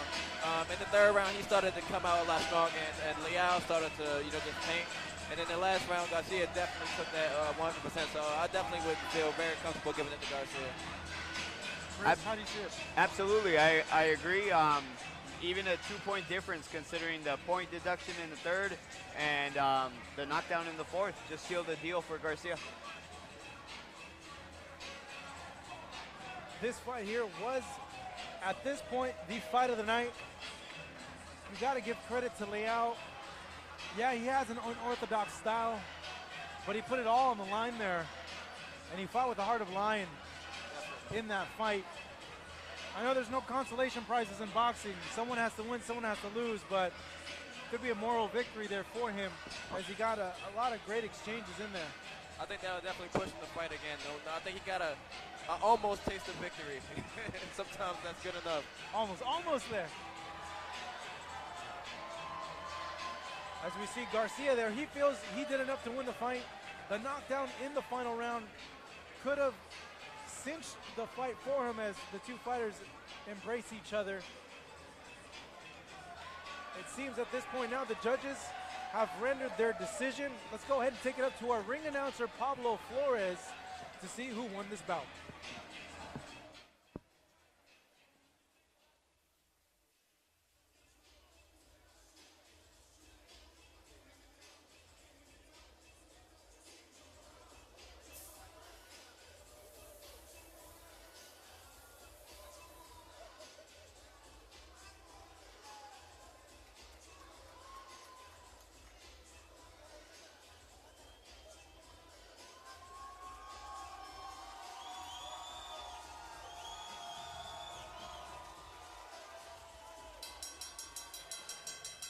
Damas y caballeros, después de 4 rounds de combate, nos vamos con las tarjetas de los jueces. After 4 rounds of boxing, we go to the judges' scorecards. El juez, Judge Sergio Lechuga, scores it 38-37. 38-37. And both judges, Francisco Pacheco and Julián Palombo, have the same scores of 39-36. Estos dos jueces coinciden sus tarjetas 39-36.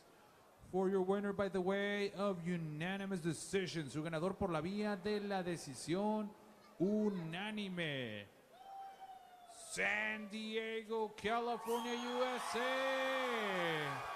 el lince, Gilbert Garcia.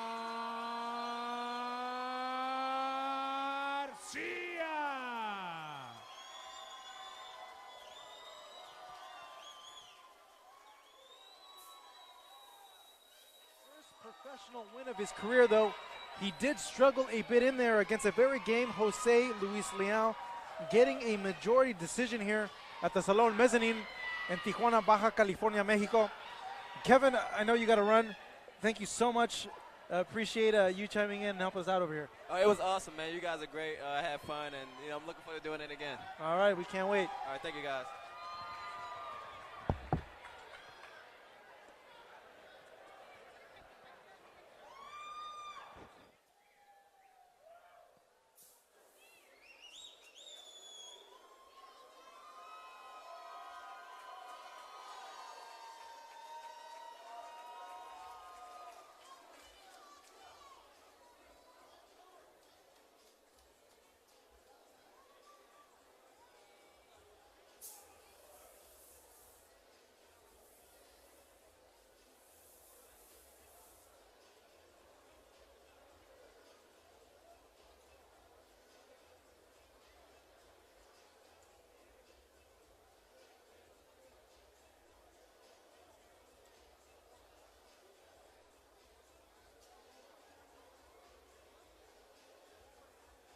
Over here at home, just want to go ahead and let you guys know about this book right here that you're seeing on the screen, Protect Yourself at All Times, a book by Adrian Clark, the author, who was a manager as well. And it's a must-read for those that are interested in boxing, for those fighters that are coming up as young fighters looking to make their way inside the ring. It's a must-read for kids that are interested in becoming professionals, and it really teaches kids and young fighters how to understand the money that you make in boxing, that you boxers are business owners, how to deal with the mental aspects of the fight game, as well as tips in signing with a promoter that not only will guide you the right way, but will give you the right fights to really grow your career as a pro. You can go ahead and get the book on Amazon. Once again, it's called Protect Yourself at All Times, a guide for professional boxers by Adrian Clark. You can go ahead and give Adrian a follow as well on social media, on Twitter at the Adrian Clark, as well as on Instagram at AC_Clark.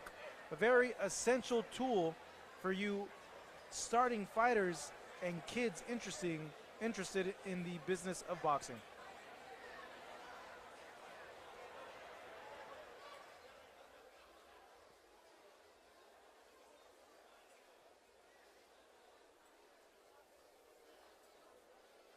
A little bit of lag time. Let's go back and talk about that beautiful knockout by Kevin Torres. You know, that's one of the best knockouts I've seen in many years. You know, it was, I know the level of opposition wasn't that great, but the quality of knockout, unbeatable. That's like a video game knockout, something you see like at a Tekken. The beautiful knockout, and certainly it's the right way that you want to go ahead and obviously end a fight. A lot of eyes here in Tijuana. Got a fan in me, that's for sure. There you go. So we're seeing now inside the ring, Juan Lopez about to fight a 4-rounder against this man right here, Mario Ramos of San Diego, California, coming in with a record of 1-0, looking to notch his second win of his professional career, as the two fighters are now inside the ring. ready to make it official. Let's go ahead and take it up to ring announcer Pablo Flores to get started.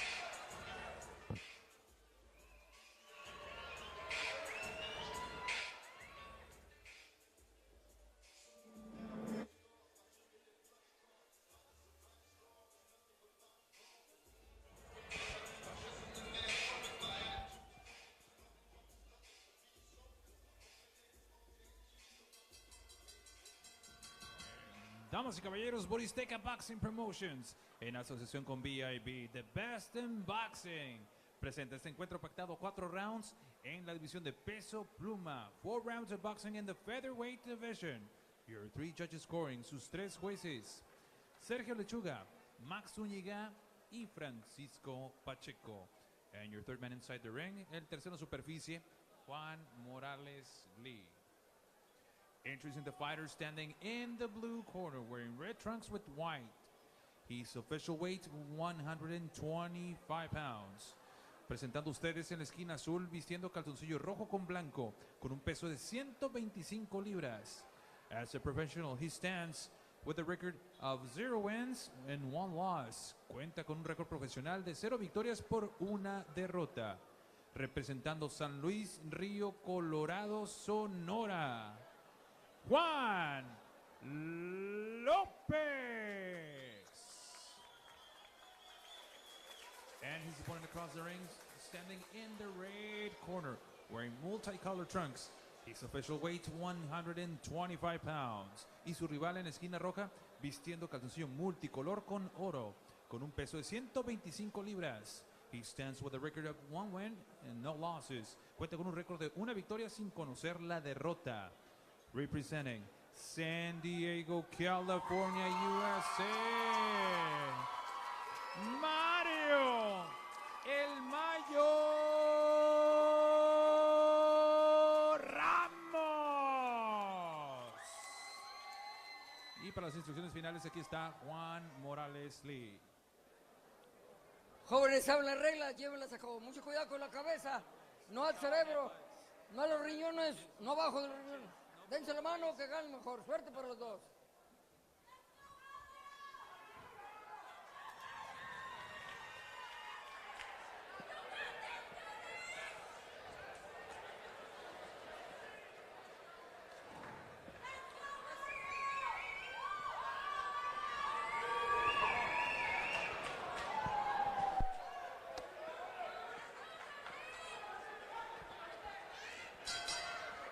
Let's rock and roll, folks.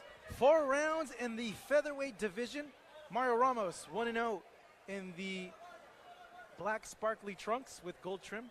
Sparkly trunks. I've never heard anyone say sparkly trunks before. As he goes up against Juan Lopez, 0-1 in the red trunks there. As Ramos, very accurate fighter, shooting that straight there, just barely missing the face of Lopez.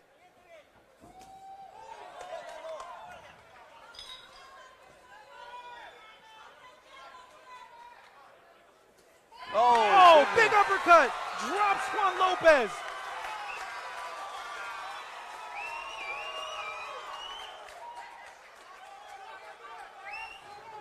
The exact punch you need to throw in that situation. Counter uppercut, counter uppercut. Let's see what Ramos can do here. If he can put Lopez away as he's on the attack now. Straights, hooks, uppercuts being landed. Lopez, no response in terms of punches being thrown back. Eyes wide open as he comes forward. And another punch puts him on the ground.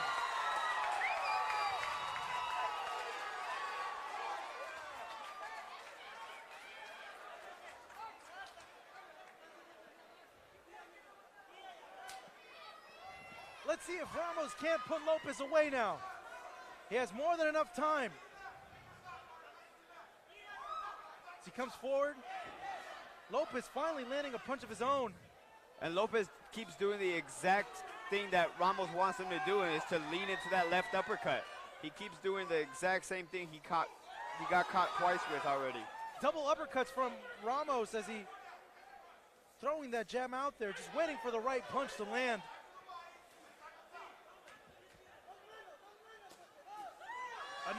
uppercut landing.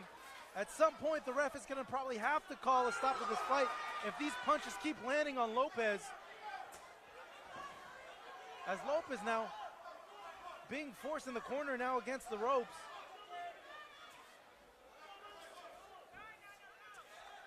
And Ramos having his way so far, though hasn't found the money punch yet to put Lopez away.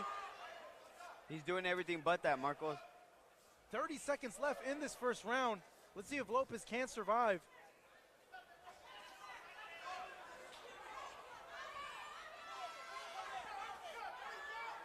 Ramos just missing with that uppercut, but responding with 3-punch combination there. Lands the hook and follows it up with the straight and small hook as well. Big overhand. Both fighters loading up with their punches.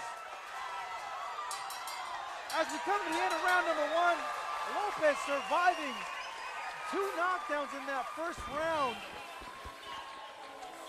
Not the way you want to start a round if you're Lopez. Yeah, absolutely not, Marcos. Mario Ramos just taking it to him in that opening round. Beautiful counter uppercuts both times. And at the end of the round, he's taking the fight to Lopez. So good action in the first round. See what Mario Ramos does coming out in the second round. As we see the face of Lopez now developing a small mouse under his right eye. If you're Mario Ramos, Chris, do you just put this guy out in the second round? I think Juan Lopez is still there. He's still wanting to win this fight. He hasn't gone into full defense mode. So he just needs to take his time. Those counter uppercuts are going to work once again. Lopez keeps digging his head right into his chest, and it's going to fall right into that uppercut once again. We start round number 2. Let's see if Lopez has any sort of response to the 2 knockdowns, as he is now in a big deficit in this fight. He needs something big if he wants to get a career win here. As Ramos shooting that jab, lands right in the face of Lopez. Being very patient. You might have expected him to maybe rush Lopez, knowing that he knocked him down twice in that first round. Like I said, Marcos, I think he sees that Lopez is still dangerous. You know, every fighter is dangerous. The series of uppercuts now from Ramos looks to have staggered Lopez there in the corner. What I was going to get at is being a true professional. He's taking his time. He's picking his shots. Everything you want from an experienced fighter, he's doing it with one fight. Ramos, the southpaw, doing a good job of staying outside the line, yet to land a big shot that puts away Lopez in this round. And like you mentioned, Chris, he is taking his time, not getting overzealous in there, not wanting to get caught with the big punch as Lopez swings a huge haymaker right there.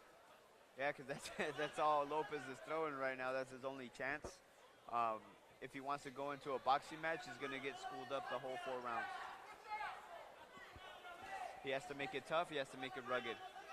Lopez. The legs of Lopez looking a little bit better now. It's Ramos now. Boxing beautifully in there.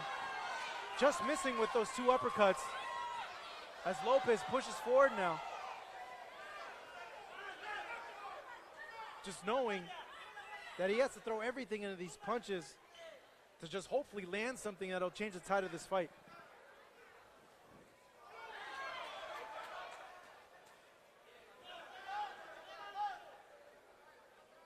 Ramos making good use of his reach advantage in there as well, and his height. Yeah, looking very poised, controlling the action. That's what he needs to do. It seems as Lopez got his legs back, like you said earlier, and he needs to just kind of control the distance. Big uppercut, though, landing from Ramos, and Ramos suffering a slip there, though a punch was landed. And the ref is not going to count it as a knockdown. losing his balance there. And just like you mentioned, he needs to be careful in there because we just saw, case in point, Lopez winging a wild shot, partially landed it, and it moved Ramos back here. It was counted as a slip. That could have been bad for him. Yeah, I think it was a slip, rightfully called by the Mexican Mills lane here. But he's doing the right thing, Ramos, and he's keeping his distance. He's boxing well. He's using his jab, and he's just waiting for Lopez for that counter right left uppercut that he knocked him down with in that first round. I expect a boost in confidence now from Lopez, seeing that Ramos did not put him away in that second round, and how the last frame of that second round ended for him. Let's see what he got here coming into this third round. Yeah, as the referee just slapped the corner man in the butt right there to get him out of there. That'll wake you up. We start round number 3 here at the Salon Mezzanine. And Lopez right away eating a series of punches. Ramos picking his shots. Beautiful turn, lands it straight. And using that jab to set up his other punches.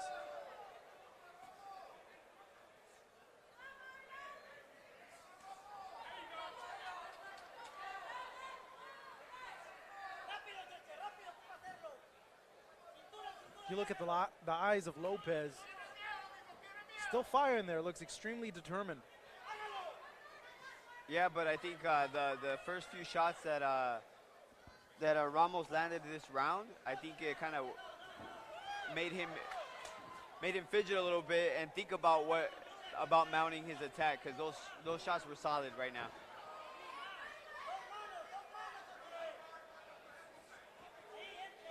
Ramos flicking that jab, following it up with the hook. They both landed there, but big hook though finally lands by Lopez, and once again he counters as his back was against the ropes. Doesn't seem to have too much of an effect when Lopez lands on Ramos.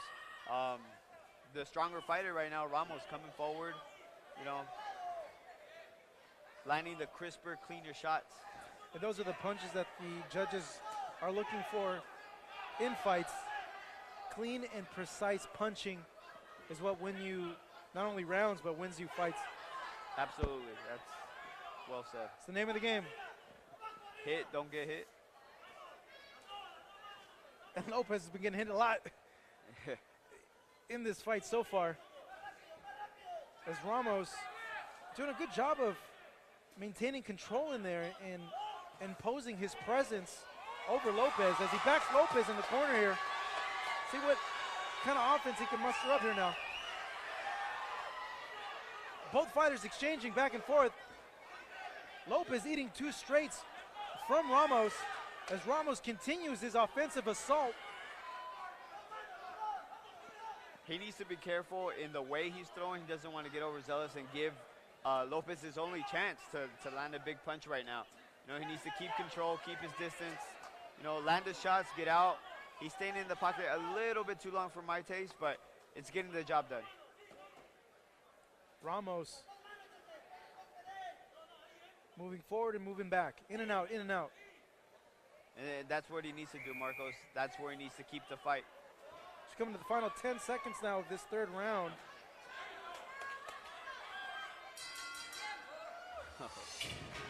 Lopez having a few moments in that round, landed, I want to say, 2 big punches that really stuck with me, but I don't think overall it would have been enough to solidify the round for him.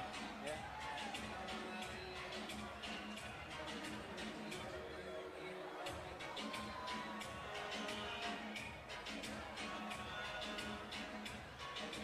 Chris, if you're Mario Ramos, this 4th round, do you stay calm and just get the decision, or do you go for broke, try to get that knockout?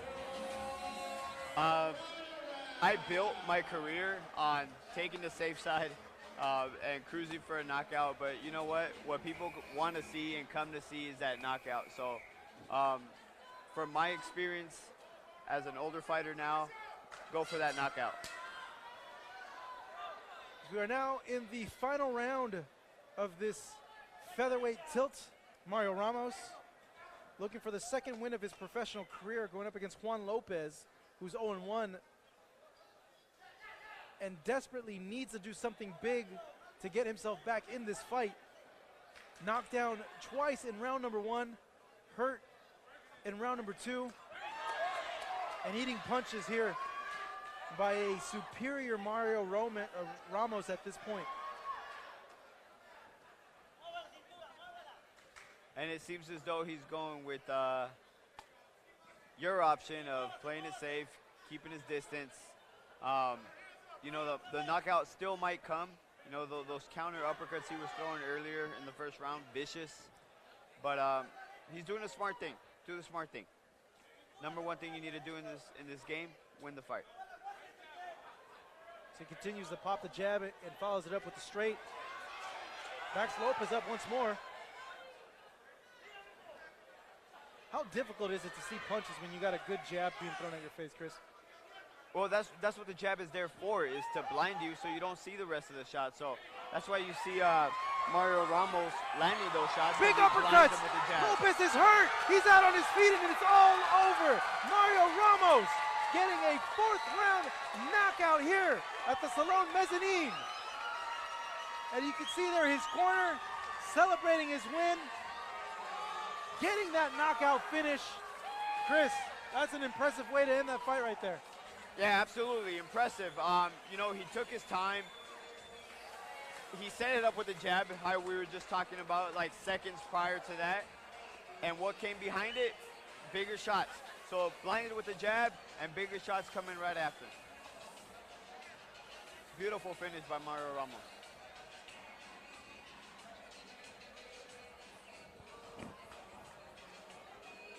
Was really impressed with Ramos in the manner that he took his time. He knew, hey, it's gonna come. I just gotta take my time, not get too crazy in there, and he set it up with the jab.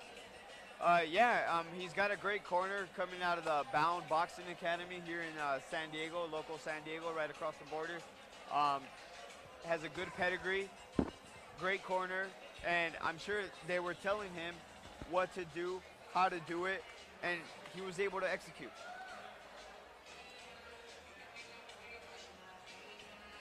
As we now toss it up to our ring announcer, Pablo Flores, to make the decision official.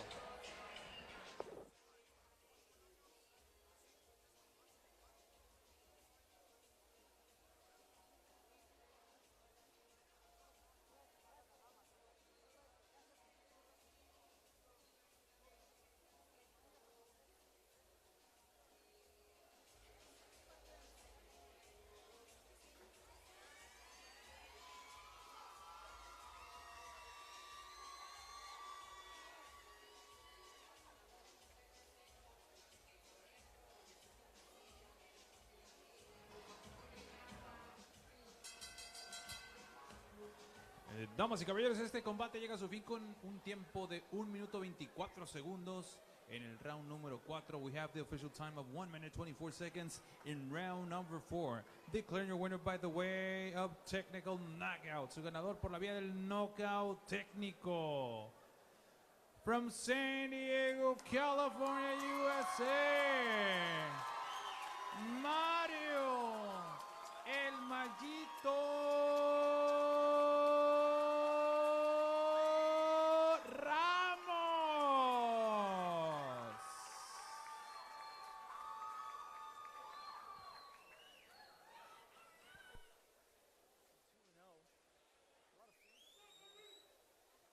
Just a skip and a stone away in San Diego, California.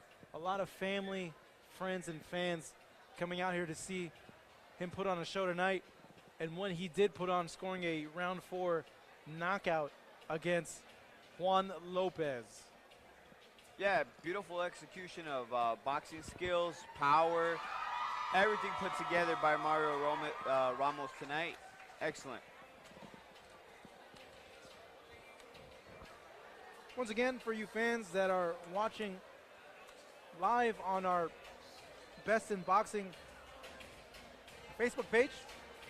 We thank you for watching us over here at the Salon Mezzanine in Tijuana, Baja California, Mexico. I am Marcos Villegas with my broadcast partner, Chris Martin. We have a few more fights left for your viewing pleasure as we come to the 8th fight of the night on deck. It's a welterweight fight, which will be 4 rounds, pitting Carlos Lopez, the hometown kid here of Tijuana, Baja California, Mexico, as we see making his way to the ramp. He's taken on Adrian Gutierrez of San Diego, who sports a 3-0 record, as Lopez makes his way to the ring. Could or could not be the brother of Juan Lopez, who fought right before. No, absolutely not. Both have the same colored trunks, though. We see Lopez now in the ring.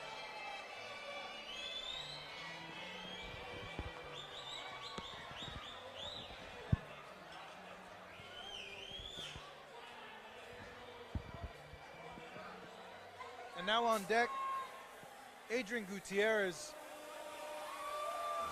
Coming out to a little bit of a HBO 24/7 here. Bouncing around inside the ring now. Acknowledging his opponent. Getting ready to do battle here in Tijuana on a Friday night.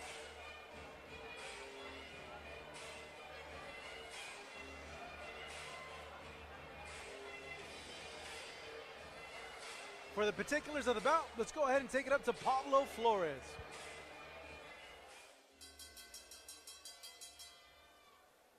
Damas y caballeros, este combate está pactado a 4 rounds en la división de peso welter.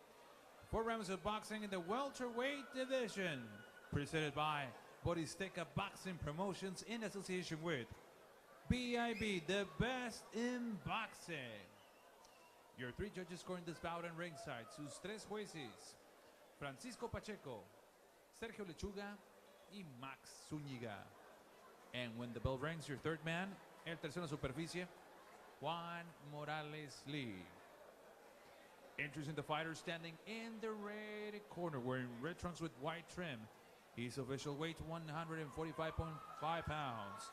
Presentando ustedes en la esquina azul, vistiendo calzoncillo color rojo con blanco, con un peso de 145.5 libras. He stands with 8 professional bouts. Cuenta con 8 combates profesionales, representando a su Tijuana, Baja California, Carlos Lopez. And his opponent across the ring, standing in the red corner, wearing yellow trunks with black trim. His official weight, 145.5 pounds. Y su rival en la esquina roja, vistiendo calzoncillo amarillo con negro, con un peso idéntico de 145.5 libras. As a professional, he stands undefeated, with 3 victories against no losses. Cuenta con un récord profesional de 3 victorias sin conocer la derrota. Representing Gutierrez Boxing Club, San Diego, California, USA, Adrian Gutierrez.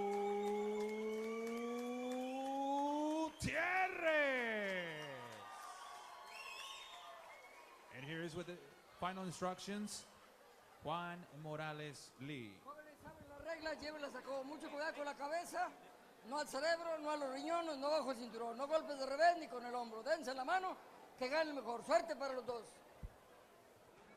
Pues.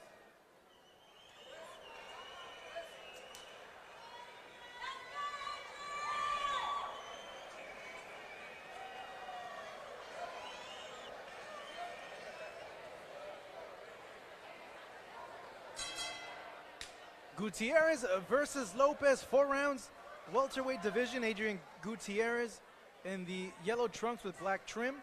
Carlos Lopez of Tijuana, Mexico, in the red shorts with white trim. As Lopez just ate a hook there. Yeah, and Adrian with a very solid amateur pedigree, father fighter, brother fighter, stepbrother James Patterson fighter, all professional fighters, good professional fighters at that. So Adrian, a lot to live up to. In my opinion, very good, very poised, as you guys can see.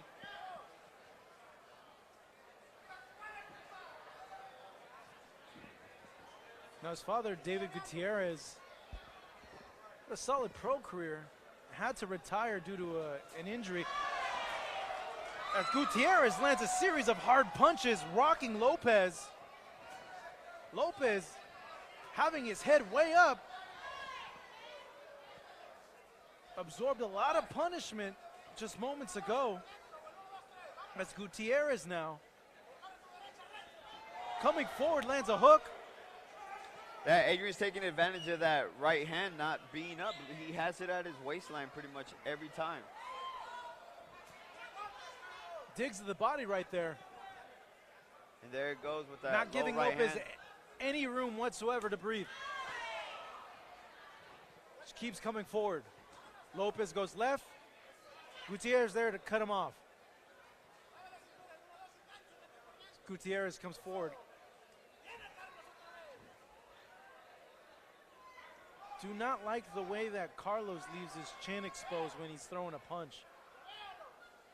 It's just there to get clipped. Yeah, Marcos, absolutely. Even when he's defending, as he's going back, he's carrying that right hand at his waistline. Easy for that left hook of Adrian Gutierrez to land every single time. That might be the punch that puts him out tonight. Gutierrez. Body and head. Dug to the body, continues, goes up top, lands a straight.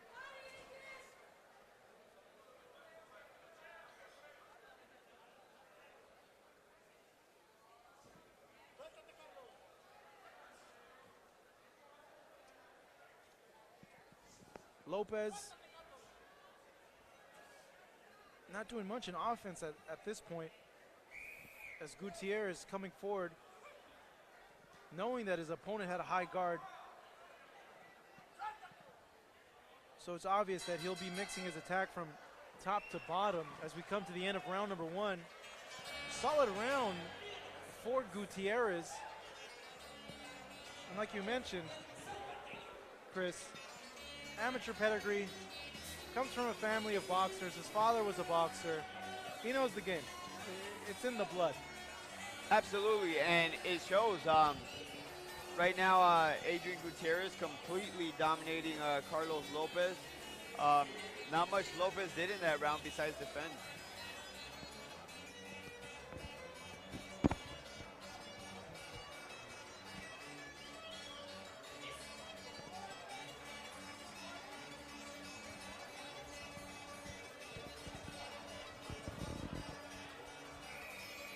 So we're looking at the corner of Gutierrez.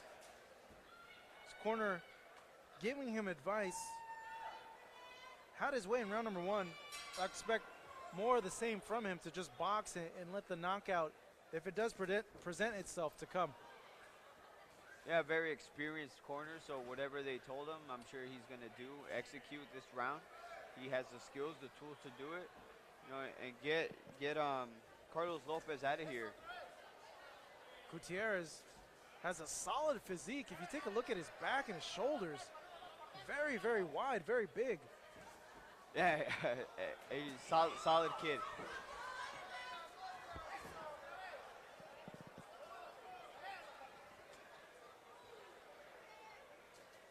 Lopez getting hit with a big punch. Gutierrez now on the attack. And there's that left hook. Pushing Lopez. Using his weight in those punches. Every punch he lands, it moves Lopez back. Double hooks to the body by Gutierrez. As he continues the body assault. Top, bottom. Bottom, bottom. And the keeps reason, digging in there, keeps digging to the body. The main reason why Lopez keeps getting hit with his shots is his legs are too close together and he's standing way too tall. So it's just a matter of time before Adrian Gutierrez keeps going to the body and picks it up to the head. Big straight just landed there by Gutierrez. He's really bruising the body of Lopez. Lopez taking a lot of punishment in there. Big hook lands, follows it up with 2 body punches. Lopez just throwing punches in slow motion.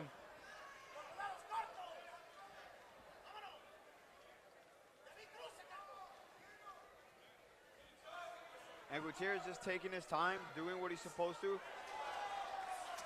So much amateur experience that it seems as though he's a seasoned pro the way he's fighting right now, taking his time, using his jab, going to the head, going to the body.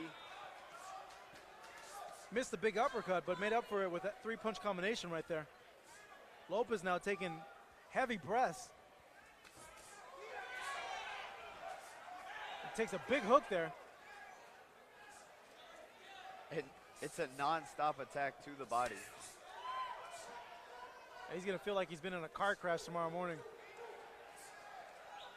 Jab pushes Lopez back, eats another one. Gutierrez on the attack again. And for the first time in the fight, Lopez holds. Now coming to the close of round number 2. Gutierrez dominant from the opening bell, varying his attack, attacking to the head and to the body. And you gotta think at some point, Lopez has taken a lot of damage. It might be on the side of caution to potentially stop the bout due to the amount of punishment he's been getting. What do you think, Chris? I'd have to agree with you. There's not much offense he mounted in rounds 1 or 2, especially round 2. So they have to really think about if they want him to continue, to preserve him for another day. Not only that, it's just the man's health, you know. But as for Adrian Gutierrez, he's doing what he's supposed to do. He's mounting a solid attack to the body, mainly to the body, head, bringing it back down to the body. So just showing solid pro skills. So coming to round number 3. Adrian Gutierrez, 2 rounds up against his opponent Carlos Lopez, who is overmatched. Not being able to be on par skill for skill with Gutierrez, who's varied his attack over the last 2 rounds and really pinpointed the body of Carlos Lopez. As we see him pushing forward. And you used the correct word, overmatched. That's what it seems like to me, is just completely overmatched, is Carlos Lopez.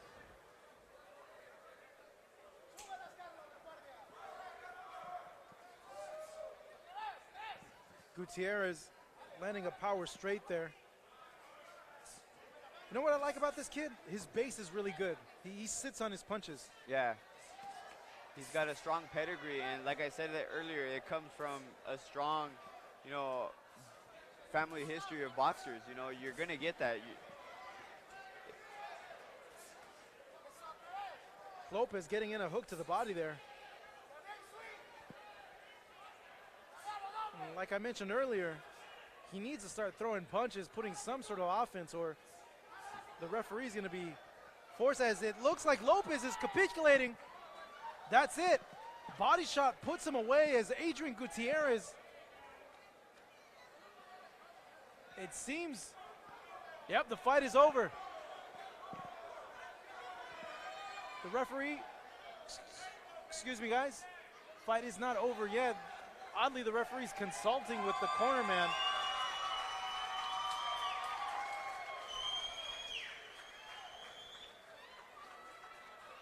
He had made it seem like it was when he gave him a pat and kind of shook his head.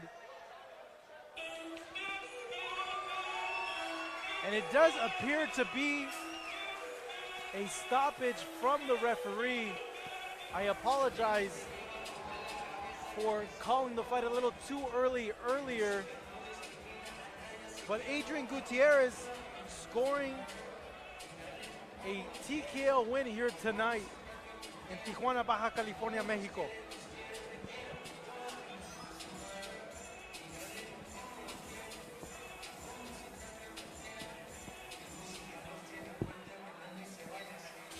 Impressive performance by Gutierrez. Absolutely. Good pro. Did what he was supposed to do. He broke down his opponent today. Very basics, the very basics of boxing. You know, use the jab, great fundamentals, go to the body, go to the head, back down to the body. Adrian Gutierrez showed everything tonight.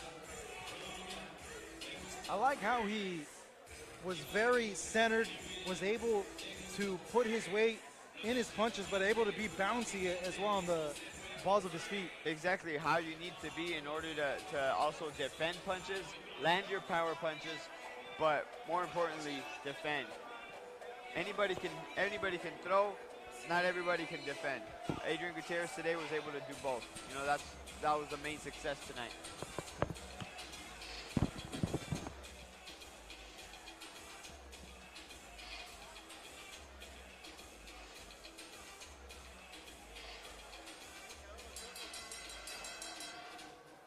Damas y caballeros, este combate llega a su fin con un tiempo de 1 minuto 34 segundos en el tercer asalto. This bout comes to an end officially at 1 minute 34 seconds in round number 3. For your winner by the way of technical knockout, su ganador por la vía del knockout técnico, Gutierrez Boxing Club, San Diego, California, Adrian Gutierrez.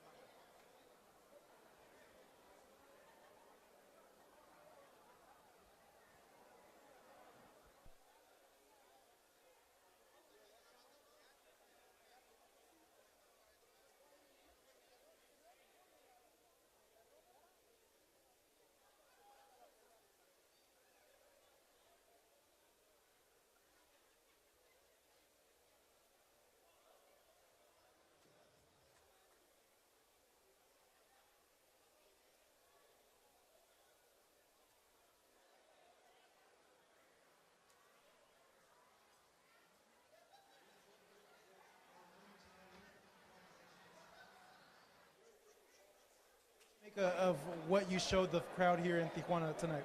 I thought, I did pretty good. Obviously, there's things we need to work on. I came out a little too excited. He caught me with a solid right hand.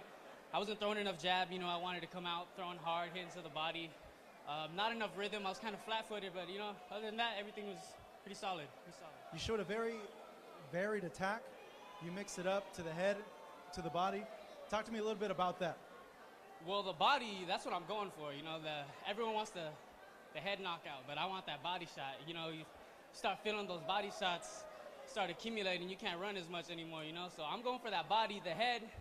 The head, that comes with boxing. You throw to the head, everyone throws to the head, but I'm trying to mix it up to the body. That's what I want. So, yeah, that's why it varies so much. Very impressive performance, and thank you so much, and congratulations once more. Everybody, round of applause for your winner here tonight, Adrian Gutierrez.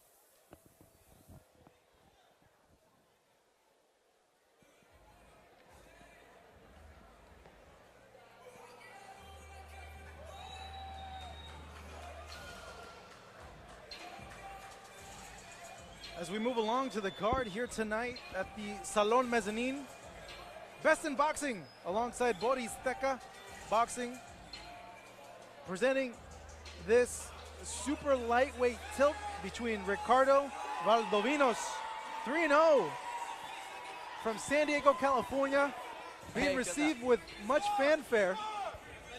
Hometown kid, well, sort of hometown, as we're in Mexico and San Diego's about 30 minutes away up north. Here you see his opponent, game face on. Abraham Yocupicio, I think I pronounced that right. I was going to debate you on that as well. From Tijuana, Mexico. As we're going to go ahead now and take it up to our ring announcer, Pablo Flores, for the particulars.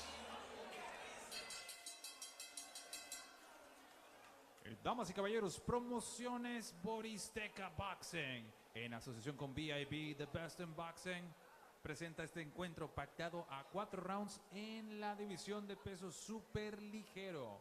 Let's get ready for 4 rounds of boxing in the super lightweight division.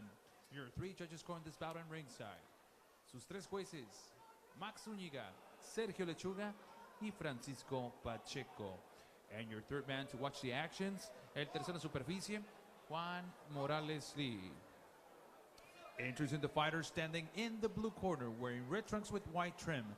His official weight, 138 pounds. Presentando ustedes en la esquina azul, vistiendo calzoncillo color rojo con blanco, con un peso de 138 libras. As a professional, he stands with a record of 0 victories against 3 losses. Cuenta con un récord de 0 victorias por 3 derrotas. Representando Tijuana, Baja California, Abraham Yocupicio. And his opponent across the ring is standing in the red corner, wearing black with silver and blue. His official weight, 140 pounds. Y su rival en la esquina roja, vistiendo calzoncillo negro con plata y azul, con un peso de 140 libras. As a professional, he stands unblemished with a record of 3 wins without no losses, and his 3 wins coming by the fast way of knockout. Presenta un récord de 3 victorias, 0 derrotas y sus 3 victorias por la vía del cloroformo. The undefeated from Bomber Squad, El Cajon, California, USA. The blessed Ricardo Valdovinos. And here is with the final instructions, Juan Morales Lee.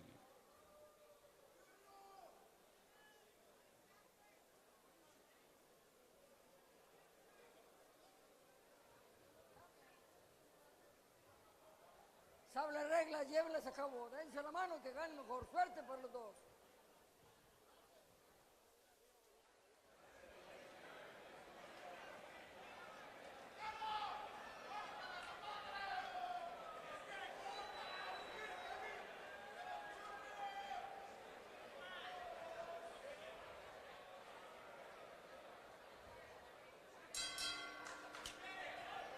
Here we go, 4 rounds in the super lightweight division. Ricardo Valdovinos in the black with blue and white trim shorts, going up against Abraham Yocupicio of Tijuana, Mexico.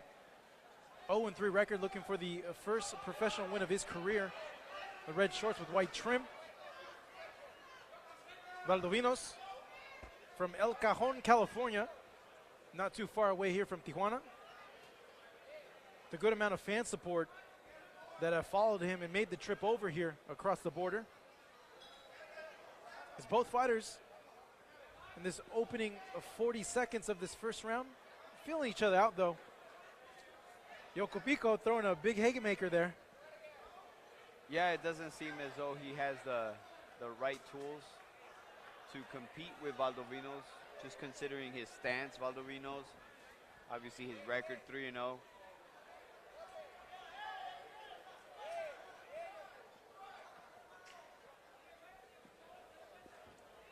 little herky-jerky, and I'll compare him to Jose Leal that we saw earlier this evening. Minus the flashiness. Minus the flashiness. This guy's more of a conservative. There's only one Leal. Yocupicio, though, game fighter at this point. Ate a big jab right there. Like you mentioned, very herky-jerky style. Makes a lot of faces, too, when he's throwing punches. Maybe Valdovinos saw that because he gave a little grimace there when it's almost like Yocupicio threw those punches.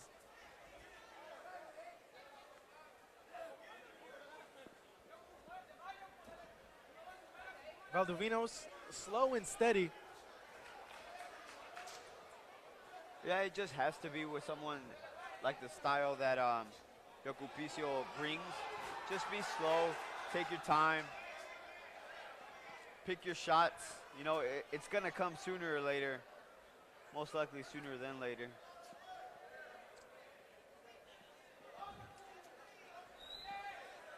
Yocupicio, excuse me, not much technique in his punches. He eats a big right hand there by Valdovinos. No, continues his assault. He is staggered by a big hook.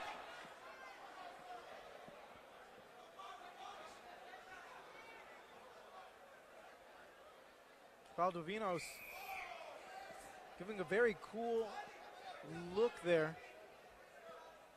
Yeah, Valdovinos sees what he has in front of him. He decided to take his time this round. Seemed as though maybe they cut us about a minute in that round.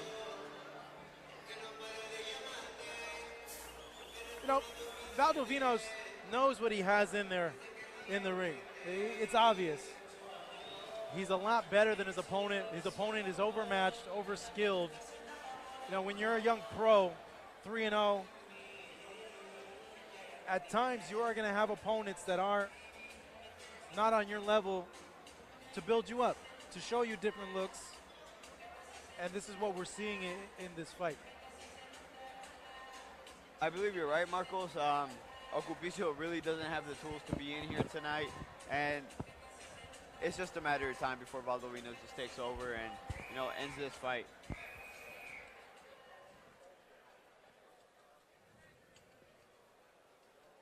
And it seems as though they're trying to talk him out of something over in Yocupicio's corner.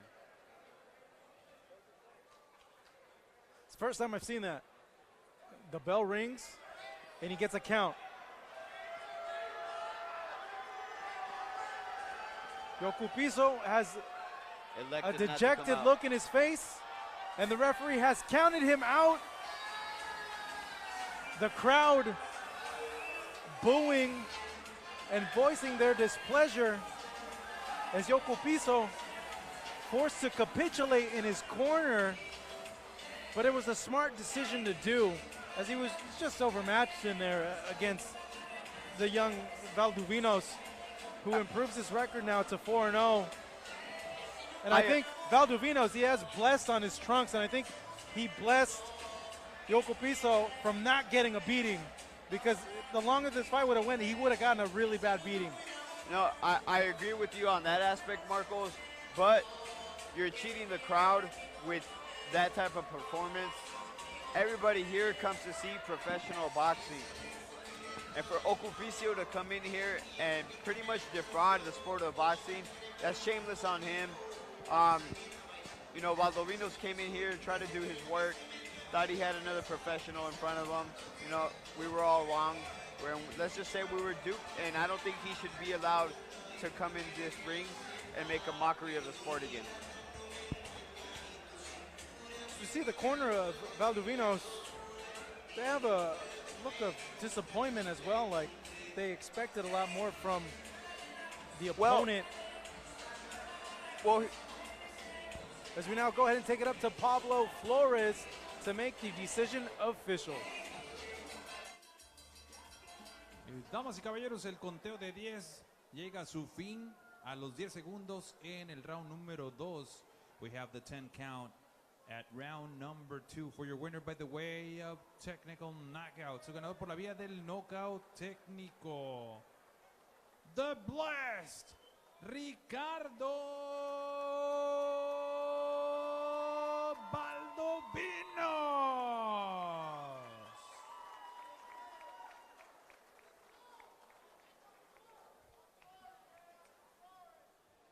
There we see your winner here tonight, Ricardo Valdovinos, the Blessed One, improving to 4-0 here,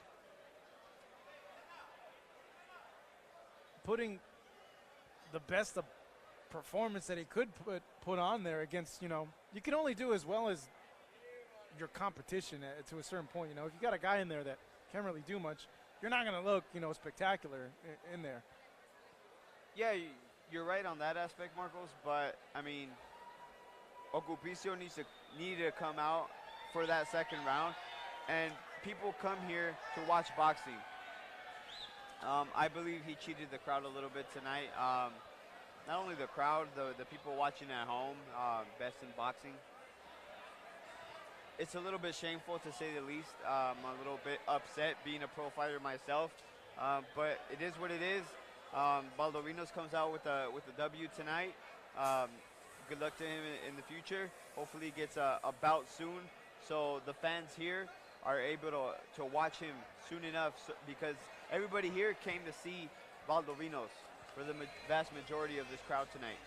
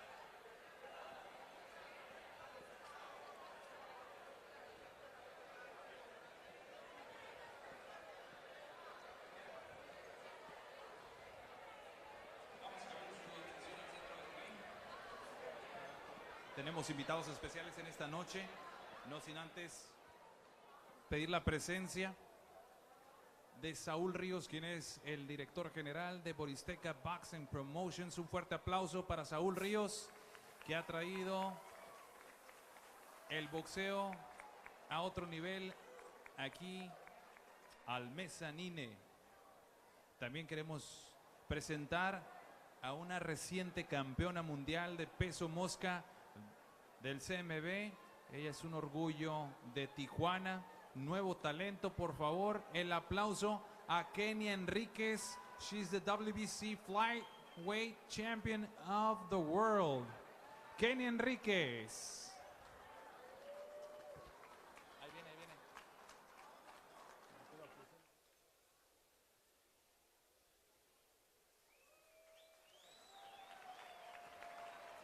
Ella se coronó el 24 de mayo en la ciudad de Obregón, Sonora. También tenemos al clasificado número 1 y número 2 en el mundo de peso superligero, Antonio Orozco. Antonio Orozco, por favor.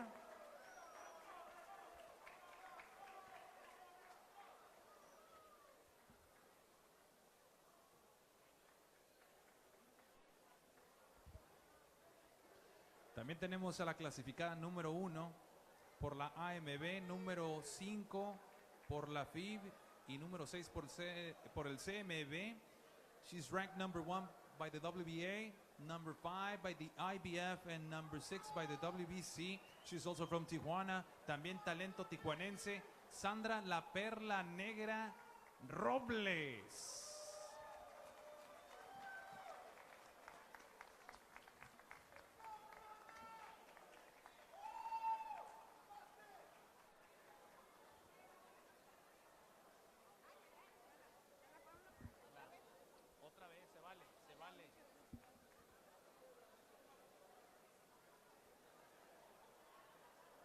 Y queremos invitar aquí al ring para un reconocimiento de parte de CAMSAR, la revista de Baja California, al director general, al licenciado Daniel Salazar, quien va a entregar reconocimiento en esta noche muy especial. He's gonna give an award, special award for Sandra Robles. Y también agradecer a la familia Gil, licenciado Guillermo Gil de la familia Gil, que ha estado apoyando este evento. También, ni más ni menos, invitamos al centro del ring al promotor internacional Seferino Ramírez, por favor. He's international promoter Seferino Ramírez.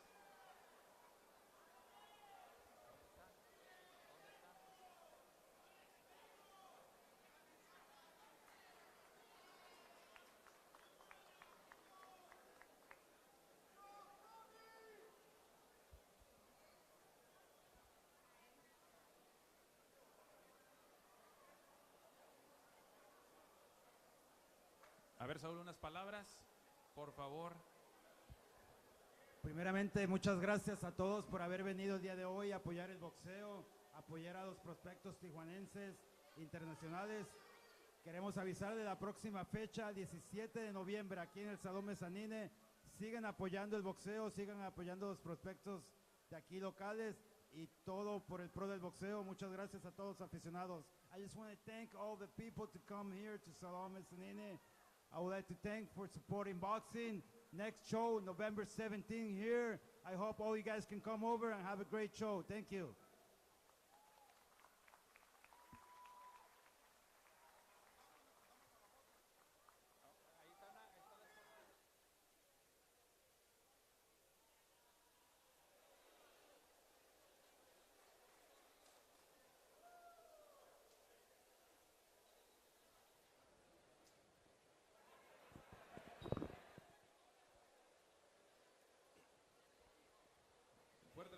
Round of applause for Seferino Ramírez, Daniel Salazar, La Perla Negra, Sandra Robles, Kenny Enríquez.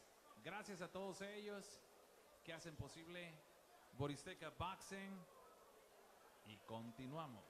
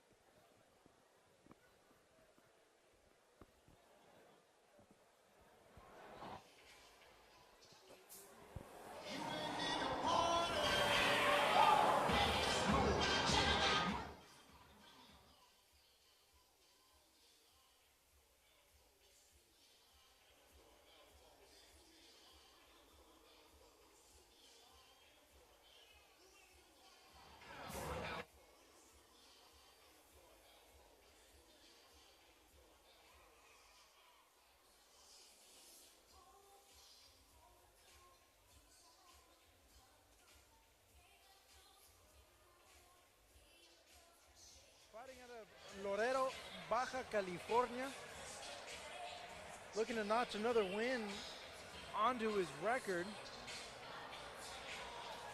Then against a tough guy in Mario Güero Ramirez, who's on deck, about to make his way to the ramp right now. As the music hits and El Güero gets the cue, as we see him walking towards the ring, Mario Ramirez sporting a record of 6-1. Wearing a camo hat with his moniker Güero, which means light skin in Spanish. About to do battle with Jose Manuel Garcia. Here at the Salon Mezzanine, Best in Boxing Live, our co-main event. Marcos Villegas here on the call with my broadcast partner, Chris Martin.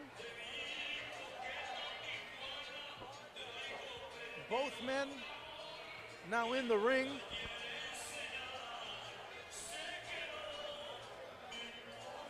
You see Garcia there. He's ready to go. Looks very focused.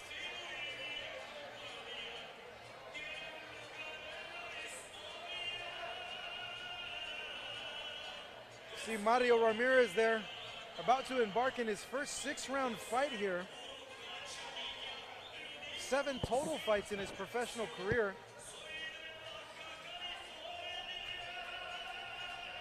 As of now, we were taking it to Pablo Flores, our ring announcer, to get the official fight particulars. Ladies and gentlemen, this is your main event of the evening. Set for 6 rounds of boxing in the super featherweight division.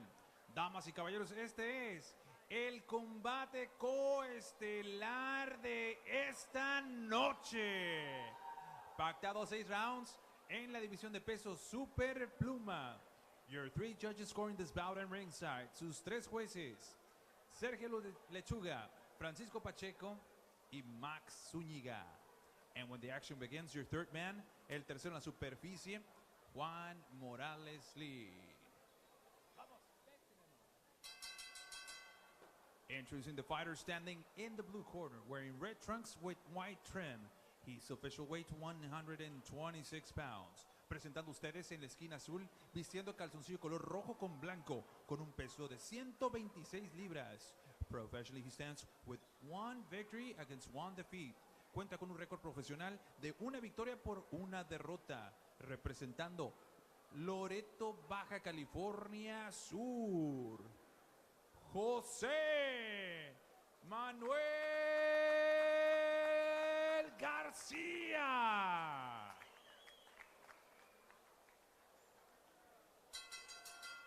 And his opponent across the ring, standing in the red corner, wearing white trunks with blue trim. His official weight, 127 pounds. Y su oponente en la esquina roja, vistiendo calzoncillo blanco con azul, con un peso idéntico de 127 libras. As a professional, he stands with 6 victories against 1 lone defeat, and 3 of his victories coming by the fast way of knockout. Presenta un récord profesional de 6 victorias, 1 derrota y 3 de esas victorias por la vía del knockout. El orgullo de Camalú, Baja California, Mario el Güero Ramirez. And here is with the final instructions, Juan Morales Lee. Jóvenes, saben la regla, llévenlas a cabo. Mucho cuidado con la cabeza, no al cerebro, no a los riñones, no bajo el cinturón, no con el hombro ni con el codo. Dense la mano, que gane mejor. An intense look in the face of Jose Manuel Garcia, as we just saw the face-off here between the 2 fighters. This is our co-main event. This is the best in boxing. Thank you guys for tuning in and watching us. I am Marcos Villegas with Chris Martin as we're calling the action here at the Salon Mezzanine in Tijuana, Baja California, Mexico. As we're getting set now for a 6-rounder in the super featherweight division. Mario Güero Ramirez with a 6-1 record in the white trunks with blue trim, going up against Jose Manuel Garcia in the red trunks with white trim. Mario with the nickname of Güero, which means light skin, though his opponent seems to be a little bit more light skinned than he is. Yeah, I think you're right. And I'm hearing from the truck that Garcia's nickname is Güero as well. Güero versus Güero. White on white crime. Can I say that here? Well, I just said it.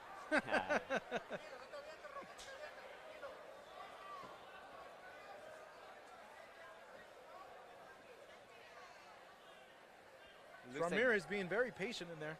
Yeah, I was going to say, looks like Garcia is trying to put the pressure himself on Ramirez. Has a little bit of an awkward style, something that we've been seeing tonight. A little bit of a trend.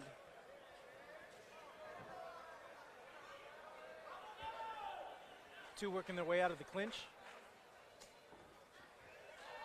Ramirez, the bigger, taller fighter, look for him to use his size and his reach in this fight. He has 6 rounds to go ahead and put in work. Yeah, definitely a change of pace from fighting 4. You can take your time a little bit more. 6 rounds still go by quick, but it's not as fast as those 4 rounds is where the bell rings and then the second bell rings and the fight is over.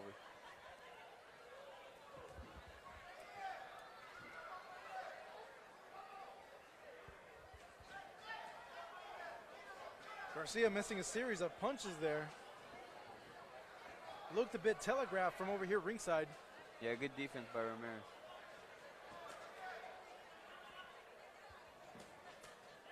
Ramirez landing 2 hooks, one to the body, one to the head. The 2 now clinched up.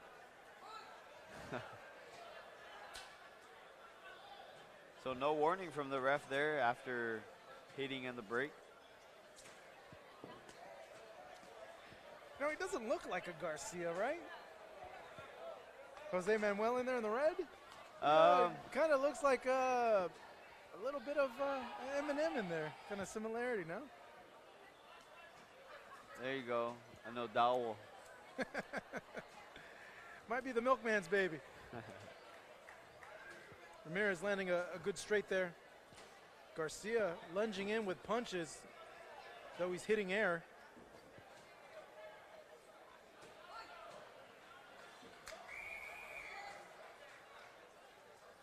Very slow-paced first round so far by both fighters. Filling out round for sure. Oh, goodness. I think that was... Garcia landed a good little hook there to end the round. Yeah, I think got Ramirez a little bit off guard, maybe off balance. Not necessarily hurt, but it's just that awkward style of Jose Manuel Garcia. It's gonna get you. You could be the best pro in the world, but you know, you get thrown a curveball with the style like Garcia, it's gonna happen. You're gonna get clipped with shots. You're gonna get hit with awkward shots, you know, and it's kind of hard to get that timing. Luckily, he has 6 rounds, 5 remaining to get his timing and put in his work.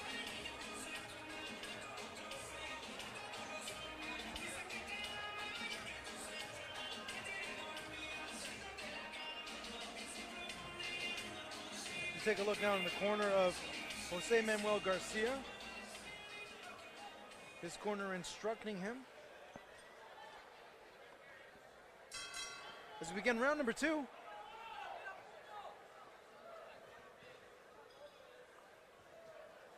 Garcia coming forward, though missing with that big uppercut and that straight.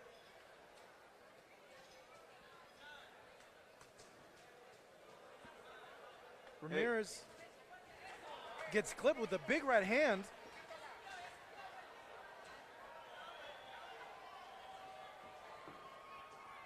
Moves around a little bit. Garcia may be sensing a moment that he could capitalize on, coming forward, being extremely aggressive. It seems as he is. Throwing hard shots.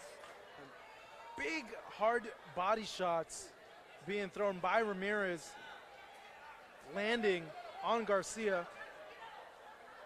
Garcia tries to make his way out of the corner, and Ramirez keeping him there. That's what Ramirez needs to do, just short shots, body shots. Big hook lands on Garcia. As I say that, he lands a big hook to the head. And another one there. I think he might have found something. Doing a good job of pot shotting so far at this point. Body shot drops Garcia.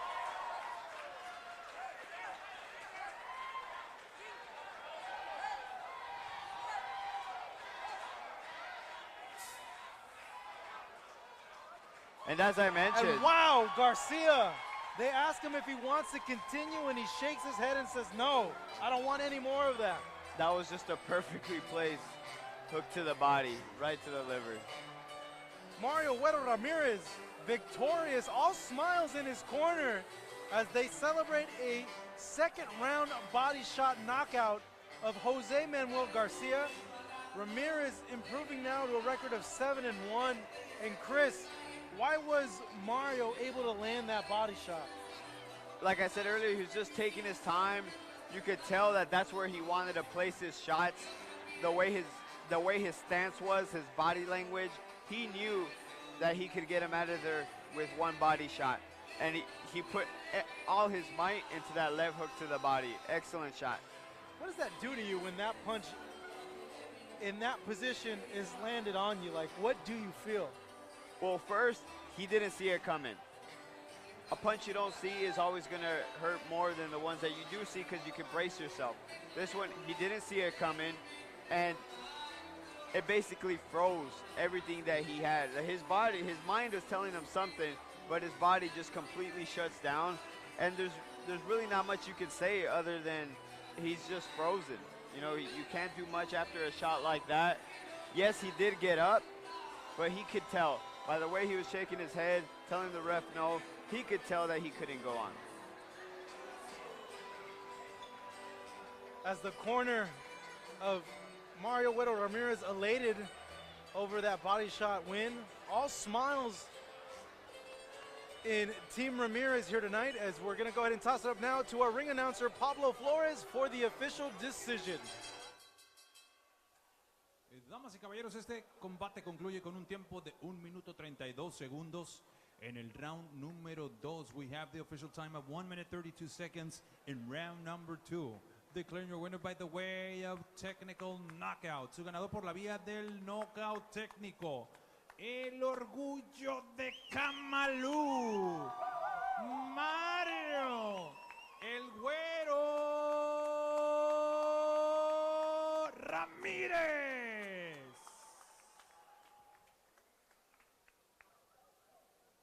Co-main event here tonight, Mario Güero Ramirez, a thudding body shot knockout. As you can see, all smiles there, getting the victory that he wanted to get here at the Salon Mezzanine in Tijuana, Baja California. His corner elated, happy. Nothing beats that feeling, right? When you get that perfect knockout win, huh, Chris? Yeah, absolutely. You go home early, you got the victory. What else do you want? No complaints there. You go in, get your check, and get out as quick as you can. Exactly.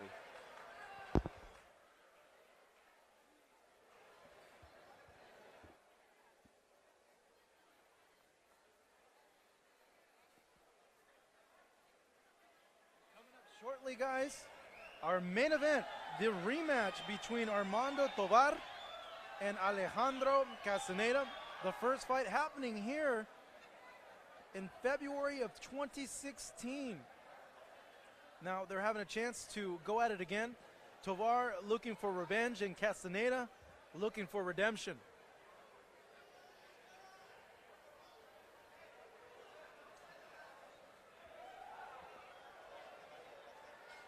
Marcos, not so much redemption for Castañeda as for, you know, proving to the people that he did win that first fight. He deserves to be undefeated, and that's his task tonight, is to show everyone that the first fight wasn't a fluke.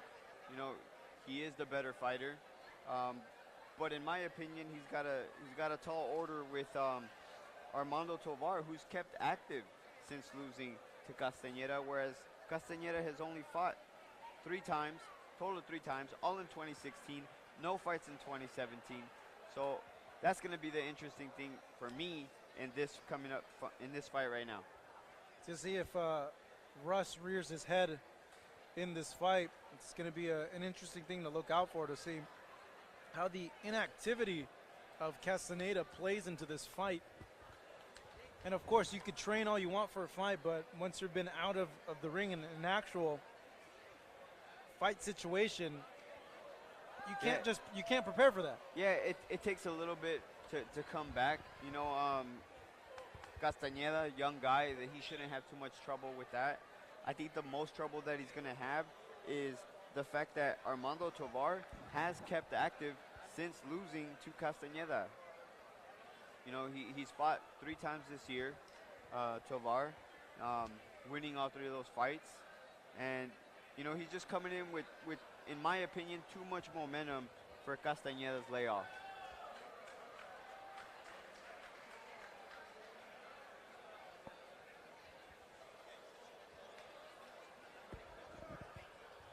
Well, Marcos, as always, you know, this is why we watch boxing.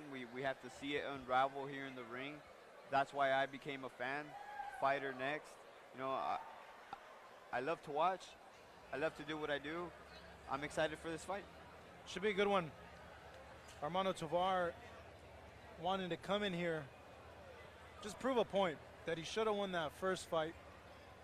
Absolutely. It was a close fight. You know, this is the excitement of boxing, you know. I won. No, I won, you know. So we're going to see here. I'm excited to see this fight. See what both fighters bring to the ring.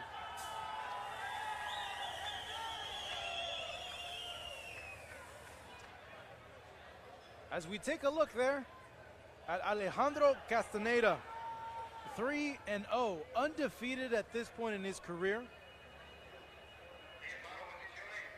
Awaiting his ring walk as he now makes his way towards the ring, looking to get a repeat result over Armando Tovar. As he acknowledges the crowd here. Tovar from San Diego is going to get a majority of the cheers. He is the fan favorite.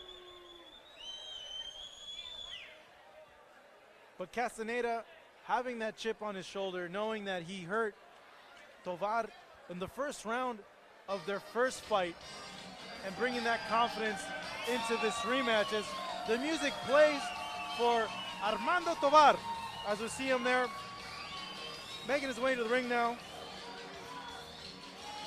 looking to show not only the people here in attendance at the Salon Mezzanine that he won the first fight and he will win the second fight, but to show all you folks at home that the decision that he got in February of 2016 was the wrong decision. Both fighters are now inside the ring.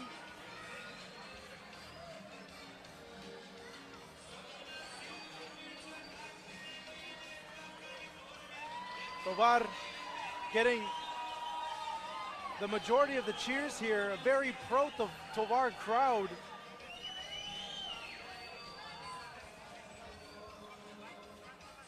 As we are just moments away from the main event here in Tijuana, Baja California, Mexico. Best in boxing. Let's go ahead and take it up to Pablo Flores, our ring announcer, to get the main event started.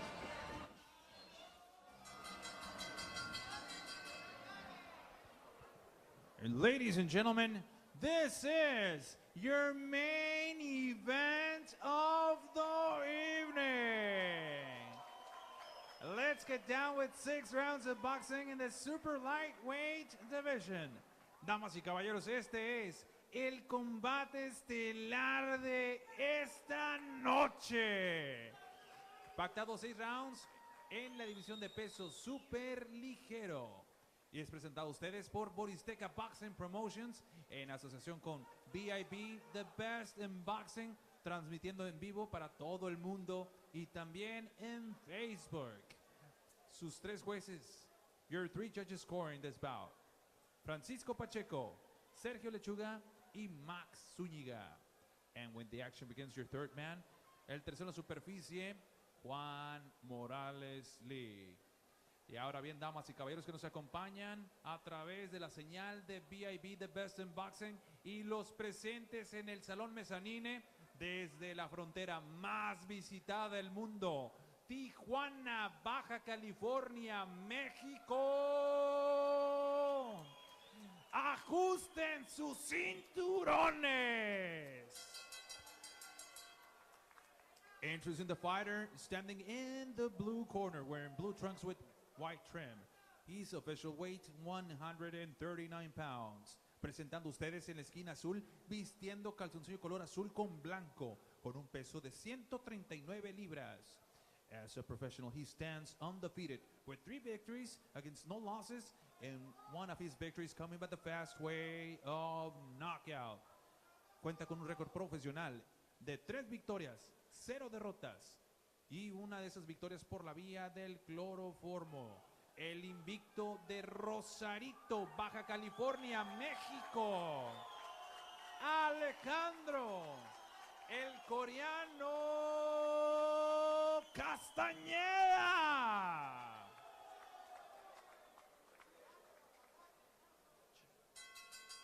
And his opponent across the ring is standing in the red corner, wearing silver trunks with black trim. His official weight, 139 pounds.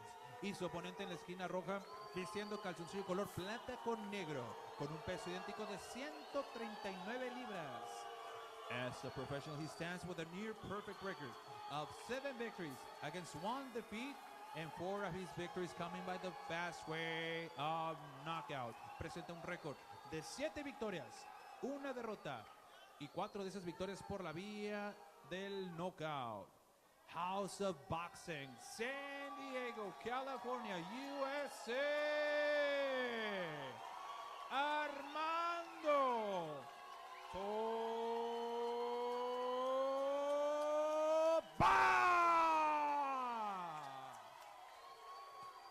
And here is with the final instructions, Juan Morales Lee. Jóvenes saben las reglas, llévenlas a cabo, mucho cuidado con la cabeza, no golpes al cerebro, no a los riñones, no abajo del cinturón, no golpes de revés ni con el codo, dense la mano, que gane el mejor, suerte para los dos.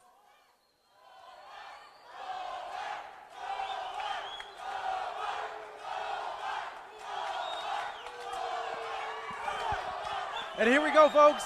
Just moments away now from our main event here at the Salón Mezzanine in Tijuana, Mexico.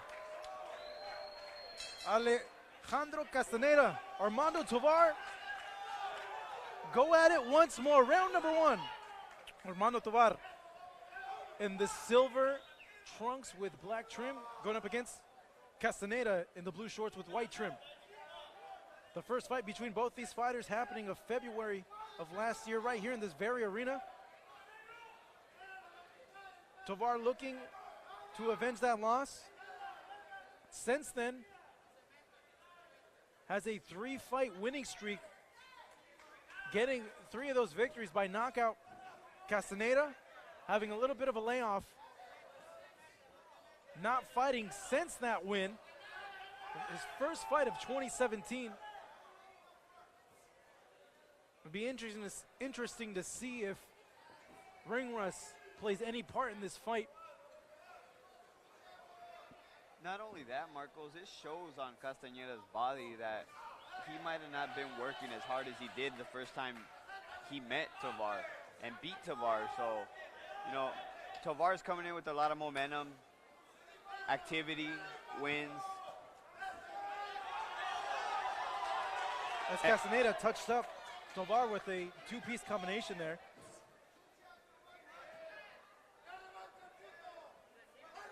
Both fighters studying each other's movements, looking for subtle openings to land their punches. Completely different tempo from their first fight, as Tovar suffered a knockdown in the very first round. As now the crowd here at the Salón Mezzanine getting behind him as Castañeda throws a 2-punch combination.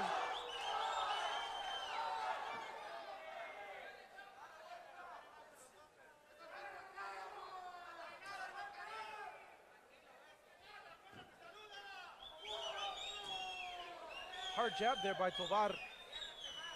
And you mentioned how Castañeda doesn't look in shape compared to the first fight for you, Chris.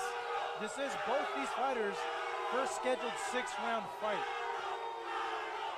That might be the patience they're both showing. You know, they want to save their energy, have a little gas in the tank for the last 5th and 6th rounds. So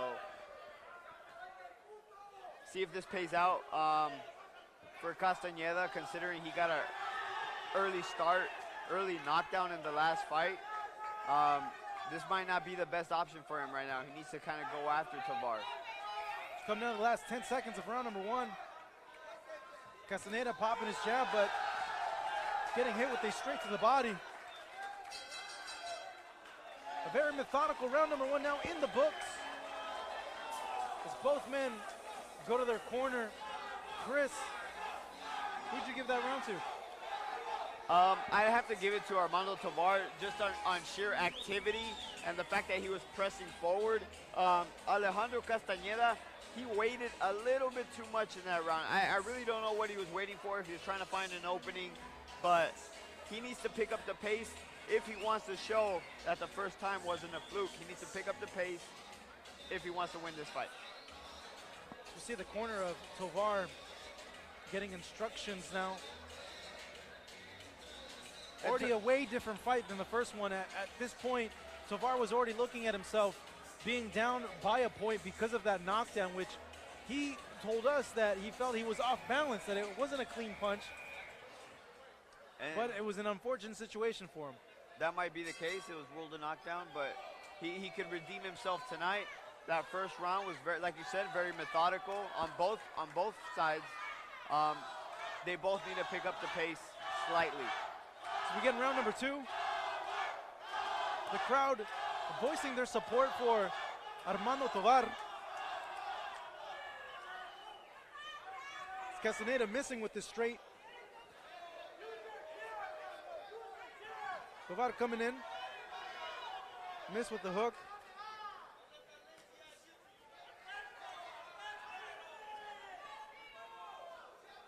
Both men choosing their punches wisely as Castañeda throws a jab there, but Tovar lands his hook to the body. And lands a straight right there.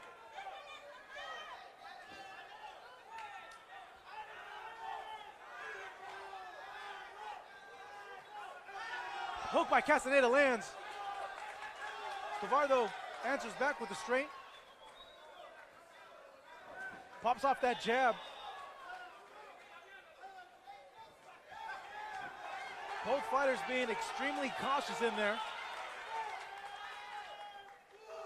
You're right, they're both being cautious, but I think Armando Tovar is trying to prove a little bit more in this fight than Castañeda. Castañeda seems to be laying back a little bit too much, a little bit too relaxed.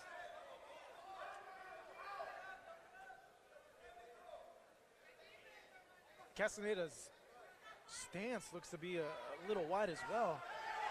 Keeping his hands a little out there too much. So he got hit by a series of punches there as both of them are fighting now on the inside. Or in the distance, close distance. Tovar pushing forward with that jab.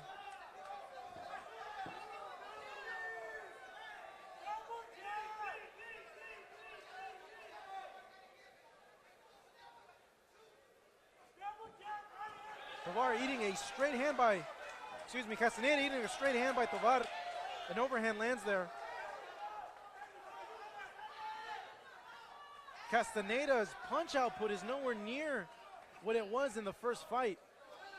Like you mentioned, Chris, the inactivity could be playing a role here.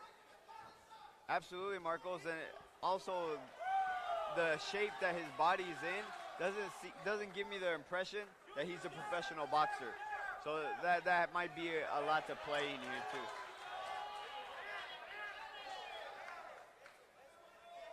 So Castañeda comes now with that jab just moments ago.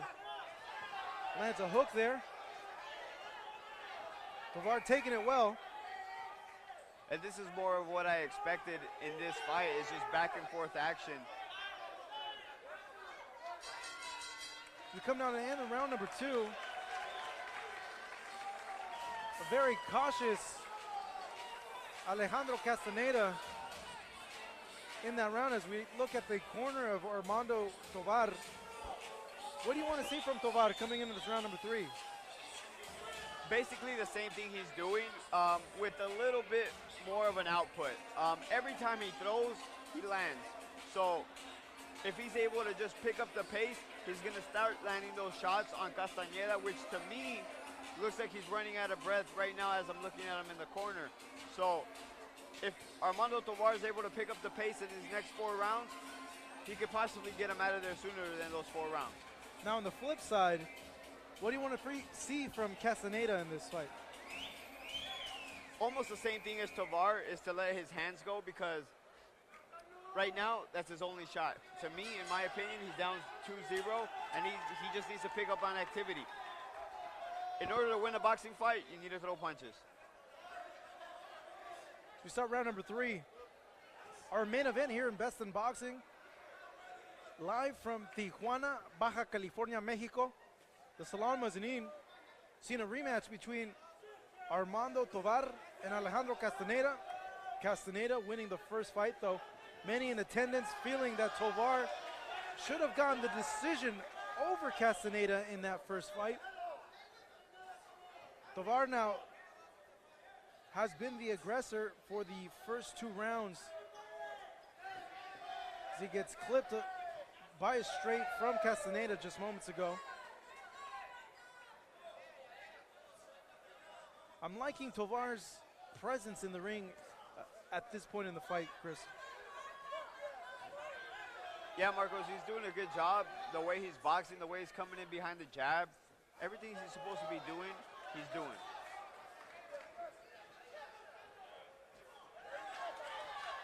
Like we've seen all night, those herky-jerky styles, Castañeda brings the exact same thing. You know, he's kind of an awkward fighter. Punches coming from different angles. There's a big uppercut, just connects to the chin of Castañeda, and another overhand lands on the top of his head. Tovar now opening up with his arsenal. As he presses forward, Castañeda just took a deep breath as the crowd firmly behind Tovar. And a good body shot by Tovar, and that's going to play dividends in this fight, because Castañeda does not look like he's ready to take those body shots.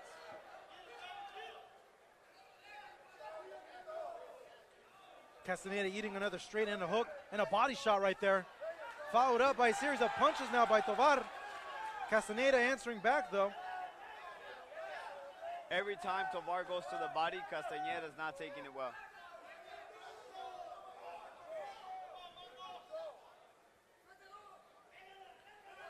Target the body and the head will fall. Tovar looking to take advantage of the soft midsection of Castañeda in this fight, as the referee warns Tovar for a push. Well, it was a low blow, but you're right. Excuse me, a low blow. With the push, with the pushing the head down of Tovar was Castañeda.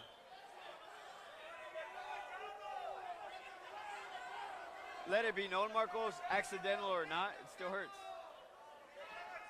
Castañeda telling his corner he's good to go. Shaking it off, alerting the ref that he is able to continue.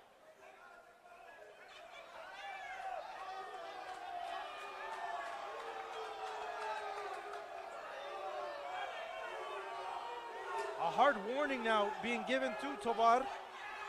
The next infraction will result in a point deduction, so he needs to be careful. This is still a very live fight. It could go either way. We have 6 rounds.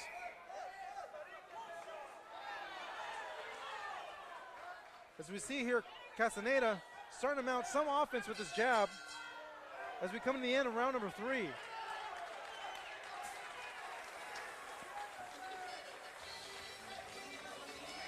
So what'd you make of what happened there, Chris?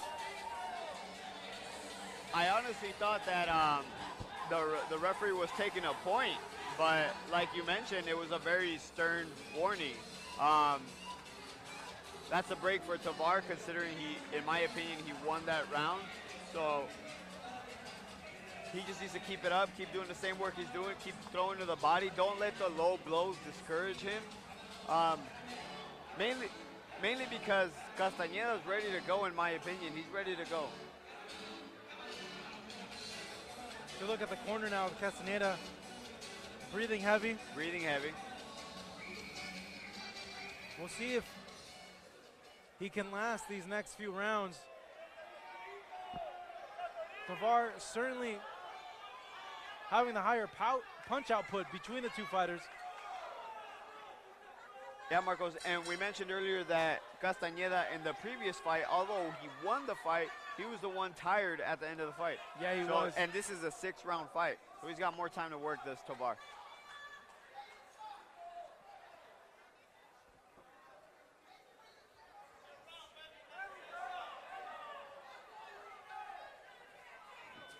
Castañeda now with a series of big punches, but Tovar answers back. For every one punch that Castañeda lands, Tovar lands 3 or 4 more, though. He did land a punch to the back of the head, the referee giving him a warning.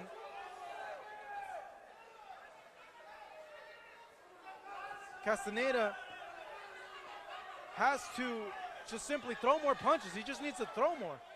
Yeah, that has a lot to do with Tovar's output, what Tovar is doing. He's just not letting Castañeda get off. That simple. Castañeda trying for all his might to land something of substance on Tovar, but Tovar showing really good movement, moving his hips in there, able to roll a lot of those punches that Castañeda threw. Yeah, very good ring generalship. Bobbing, weaving, countering.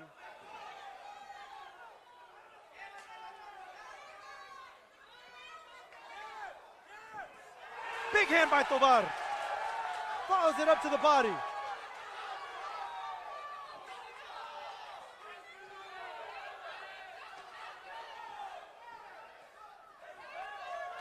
Tovar following it up with uppercuts there. As he pushes forward, having Castañeda move back on his back foot. Castañeda now he's fatigued. I believe you're right, Marcos. He's fatigued. He's been fatigued since maybe the end of the first round. I don't know if he came into this fight thinking he was going to have an easy time like he did the first time.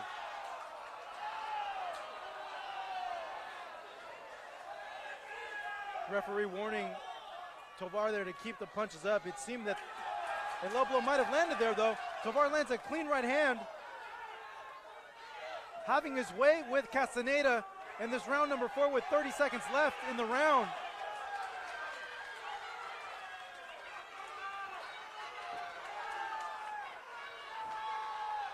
It's too much pressure as a big right hand lands on the face of Castañeda.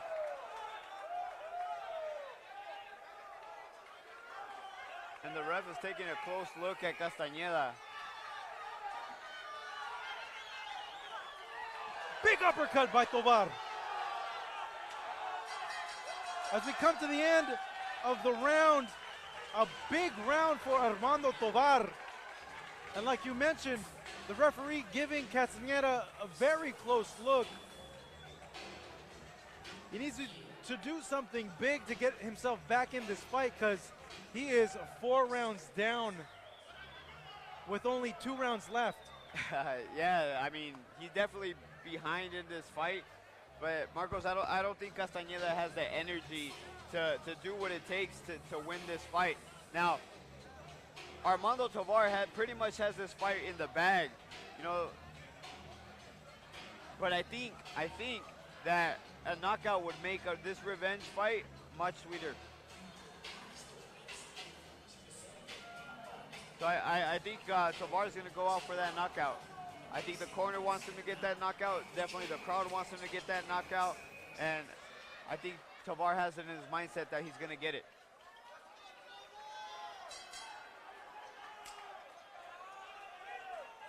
As we start round number 5, Castañeda needs something big to get himself back into this fight. As Tovar continues to march forward, referee warning about blows to the back of the head.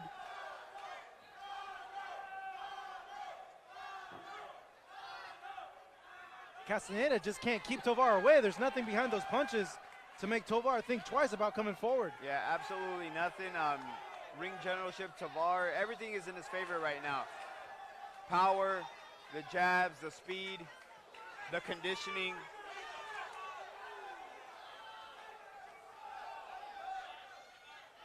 As Tovar now coming forward. He's putting everything into these punches. Yeah, Marcos, he wants to get his only loss avenged by knockout. There's nothing sweeter than that. Proving to everyone once and for all that it was a fluke. He didn't lose. Castañeda being backed in the corner now. Fighting his way back. Looking to just land, just to keep Tovar and that pressure off of him. Tovar's relentless in there. Relentless.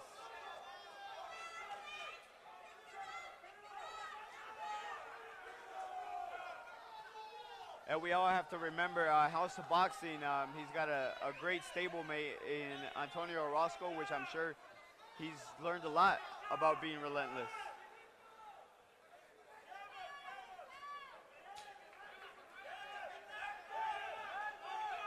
Tovar continuing the pressure, moving forward with punches. Some landing to the body, some landing to the head. Just wearing down Castañeda.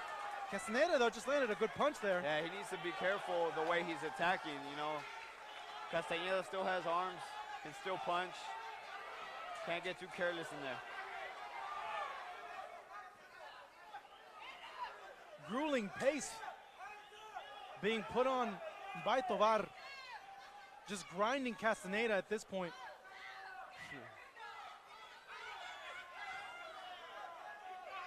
It's like chipping away at a block of wood, just little by little. Yeah, Marcos, you got to give it up to Castañeda, man. He's taking a beating and he keeps coming. He's still there, still throwing punches, not just defending. Big right hand by Tovar.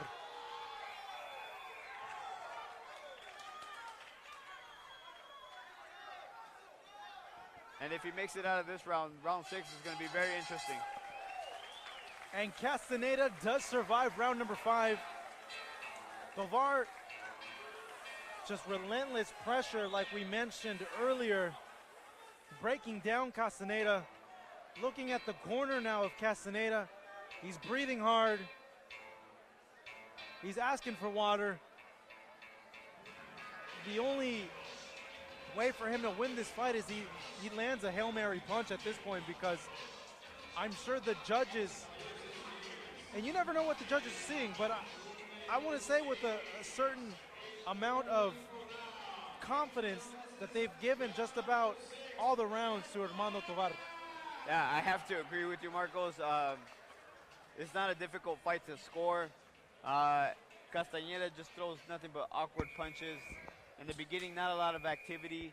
And right now that he has activity, not a lot is landing, and he's getting a lot landed on him.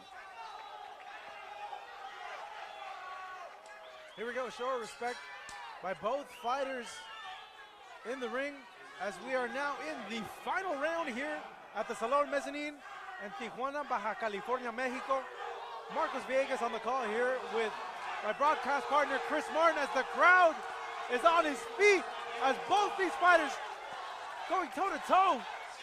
They are in the clinch now.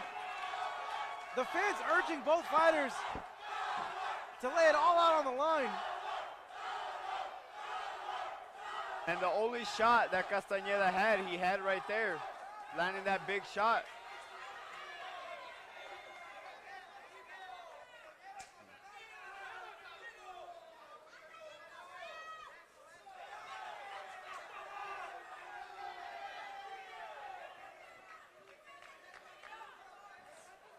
Tovar looking fresh, not looking the way his opponent is looking.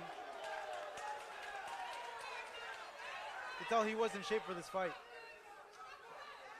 Absolutely, Marcos. You want to prove everybody wrong. First off, you want to win, but nothing is sweeter than revenge. And I think tonight, Marcos Tovar is going to get that revenge. Well, things have been going his way, but you can never count out a determined fighter. Castañeda still has time in there.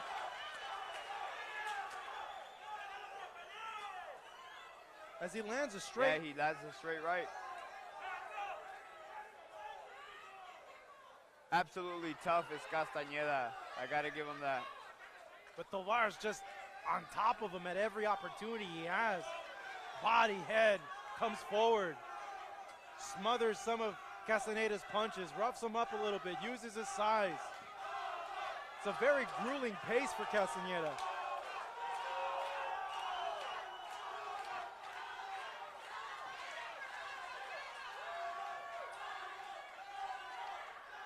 That's the worst thing to do, or the worst thing to have, is a fighter that just keeps coming forward. You're throwing everything you can at him, and it's not having any effect on him. They just keep coming forward and putting that pressure on you. Yeah, it plays a lot in your psyche. Obviously, your conditioning, everything comes into play right here when a fighter just keeps coming. As Tovar having his way with Castañeda at this point, just working away, workman-like ethic being put on display. Hooks to the body, hooks to the head. Big hook lands by Castañeda though. And Castañeda still throwing. He's dead tired, but he's throwing. As we come now to the end of round number 6, everybody here at the Salon Mezzanine on their feet, showing their appreciation for both these warriors that put everything on the line. Alejandro Castañeda and Armando Tovar going a full 6 rounds in their rematch. Though this rematch looking completely different than the first fight. Yeah, Marcos, it was all Armando Tovar this fight. Alejandro Castañeda did have his moments, but they're very few and far between. I wonder if the inactivity of Castañeda, the shape that he came into this fight, played an overarching effect in this. You can make an assumption, but we don't know what happened in his camp. But from the outside looking in, that could have been a big factor. Yeah, I think that might have been the biggest thing at play, was the fact that he didn't come into this fight in shape. Who knows what happened in his camp? Did he take this fight seriously? Did he think he was just going to run through Tovar like he did the first time? Who knows? But once again, I have to give my props to Armando Tovar. He prepared himself. He knew what he had to do to win this fight. He came out here and he executed.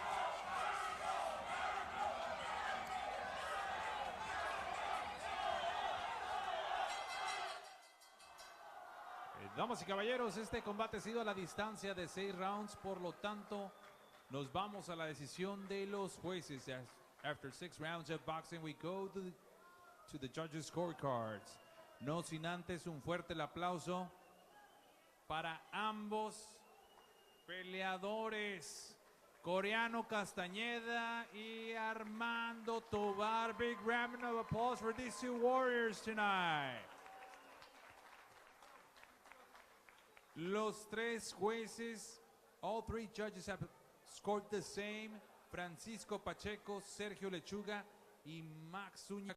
I usually give a good pace of fight, and I just felt like, I don't know, like I wasn't in the fight, you know, like I thought I was gonna destroy this guy. Like in second, I don't take nothing away from him, but I just felt like I'm a way better fighter, and I don't know, I just didn't feel it, you know, my legs wasn't working the same, and I couldn't hear. Like in the second round, he hit me with a shot in the ear that kept me kind of like buzzing, you know, like my ear. I can't really hear right now. So yeah, but congratulations for him for taking the rematch, and it was a great fight. He gave me a great fight. Armando, ¿por qué no te sentiste? Le preguntaron a Armando por qué no se siente al 100%. Armando dice que, bueno, pues estuvo peleando con varios prospectos fuertes como Antonio Orozco, como Junior Valdovinos, que eran unas guerras con ellos. Entonces, también, pues, sintió la pegada del coreano Castañeda, un golpe que le dio aquí en el oído y pues lo hizo pues llevar una pelea un poquito más difícil, pero bueno, para él es un buen triunfo. For you, if he asked for the rubber match, would you be willing to give it to him? Sure, but for now, we're trying to move on forward, you know. But later on in the future, maybe another year, it'll be a great fight. I'll come back over here and fight, but we're focused on other things now. Si le daría la revancha, dice que sí, pero él quiere seguir caminando, progresando en el boxeo. Sin embargo, le puede dar la revancha en un año. Se pueden ver las caras nuevamente. Armando, congratulations. Once more, great performance put on display from you here tonight. Thank you. Come on out, be enjoying here. I'll be in the middle. Just like that. What made the difference for you in this fight? Why couldn't you get your punches off? Pues, vaya, está bien, yo me siento bien, no siento que me haya tocado fuerte, ningún golpe va, pues se vale, ¿no? Que se la den ahora a él, como la vez pasada me la dieron a mí. Y pues, estamos para esto, y esto sigue, no se acaba aquí. I didn't feel his power pretty much in this fight, but well, it's fair for him to have this fight this time. Well, I did my job. I did what I could. Did the inactivity affect you in this fight at all? ¿Te afectó la inactividad de coreano para esta pelea? Sí, me pudo ver afectado. Llevo un año sin pelear, casi un año cerrado. Y pues yo, si peleaba con él nuevamente, yo había dicho que en 135 libras. No fue en 135, fue en 140 y pues ni modo, esto así es. Yes, it did affect it, the inactivity. Indeed, I wanted to fight him in 135 pounds, but well, they wanted to take the fight 140, but well, I'm still a fighter, and that's why I took the fight. Well, thank you for a hell of a performance. You put on a show here tonight. Everybody, let's give a round of applause for him. He put on a hell of a fight. Okay. Muchas gracias. Eso está claro. Dar un buen show aquí. Buenas peleas. No, gracias a ustedes. Alejandro Castañeda, thank you. Y damas y caballeros, nos estamos viendo. Esto ha sido todo por hoy. Adelante.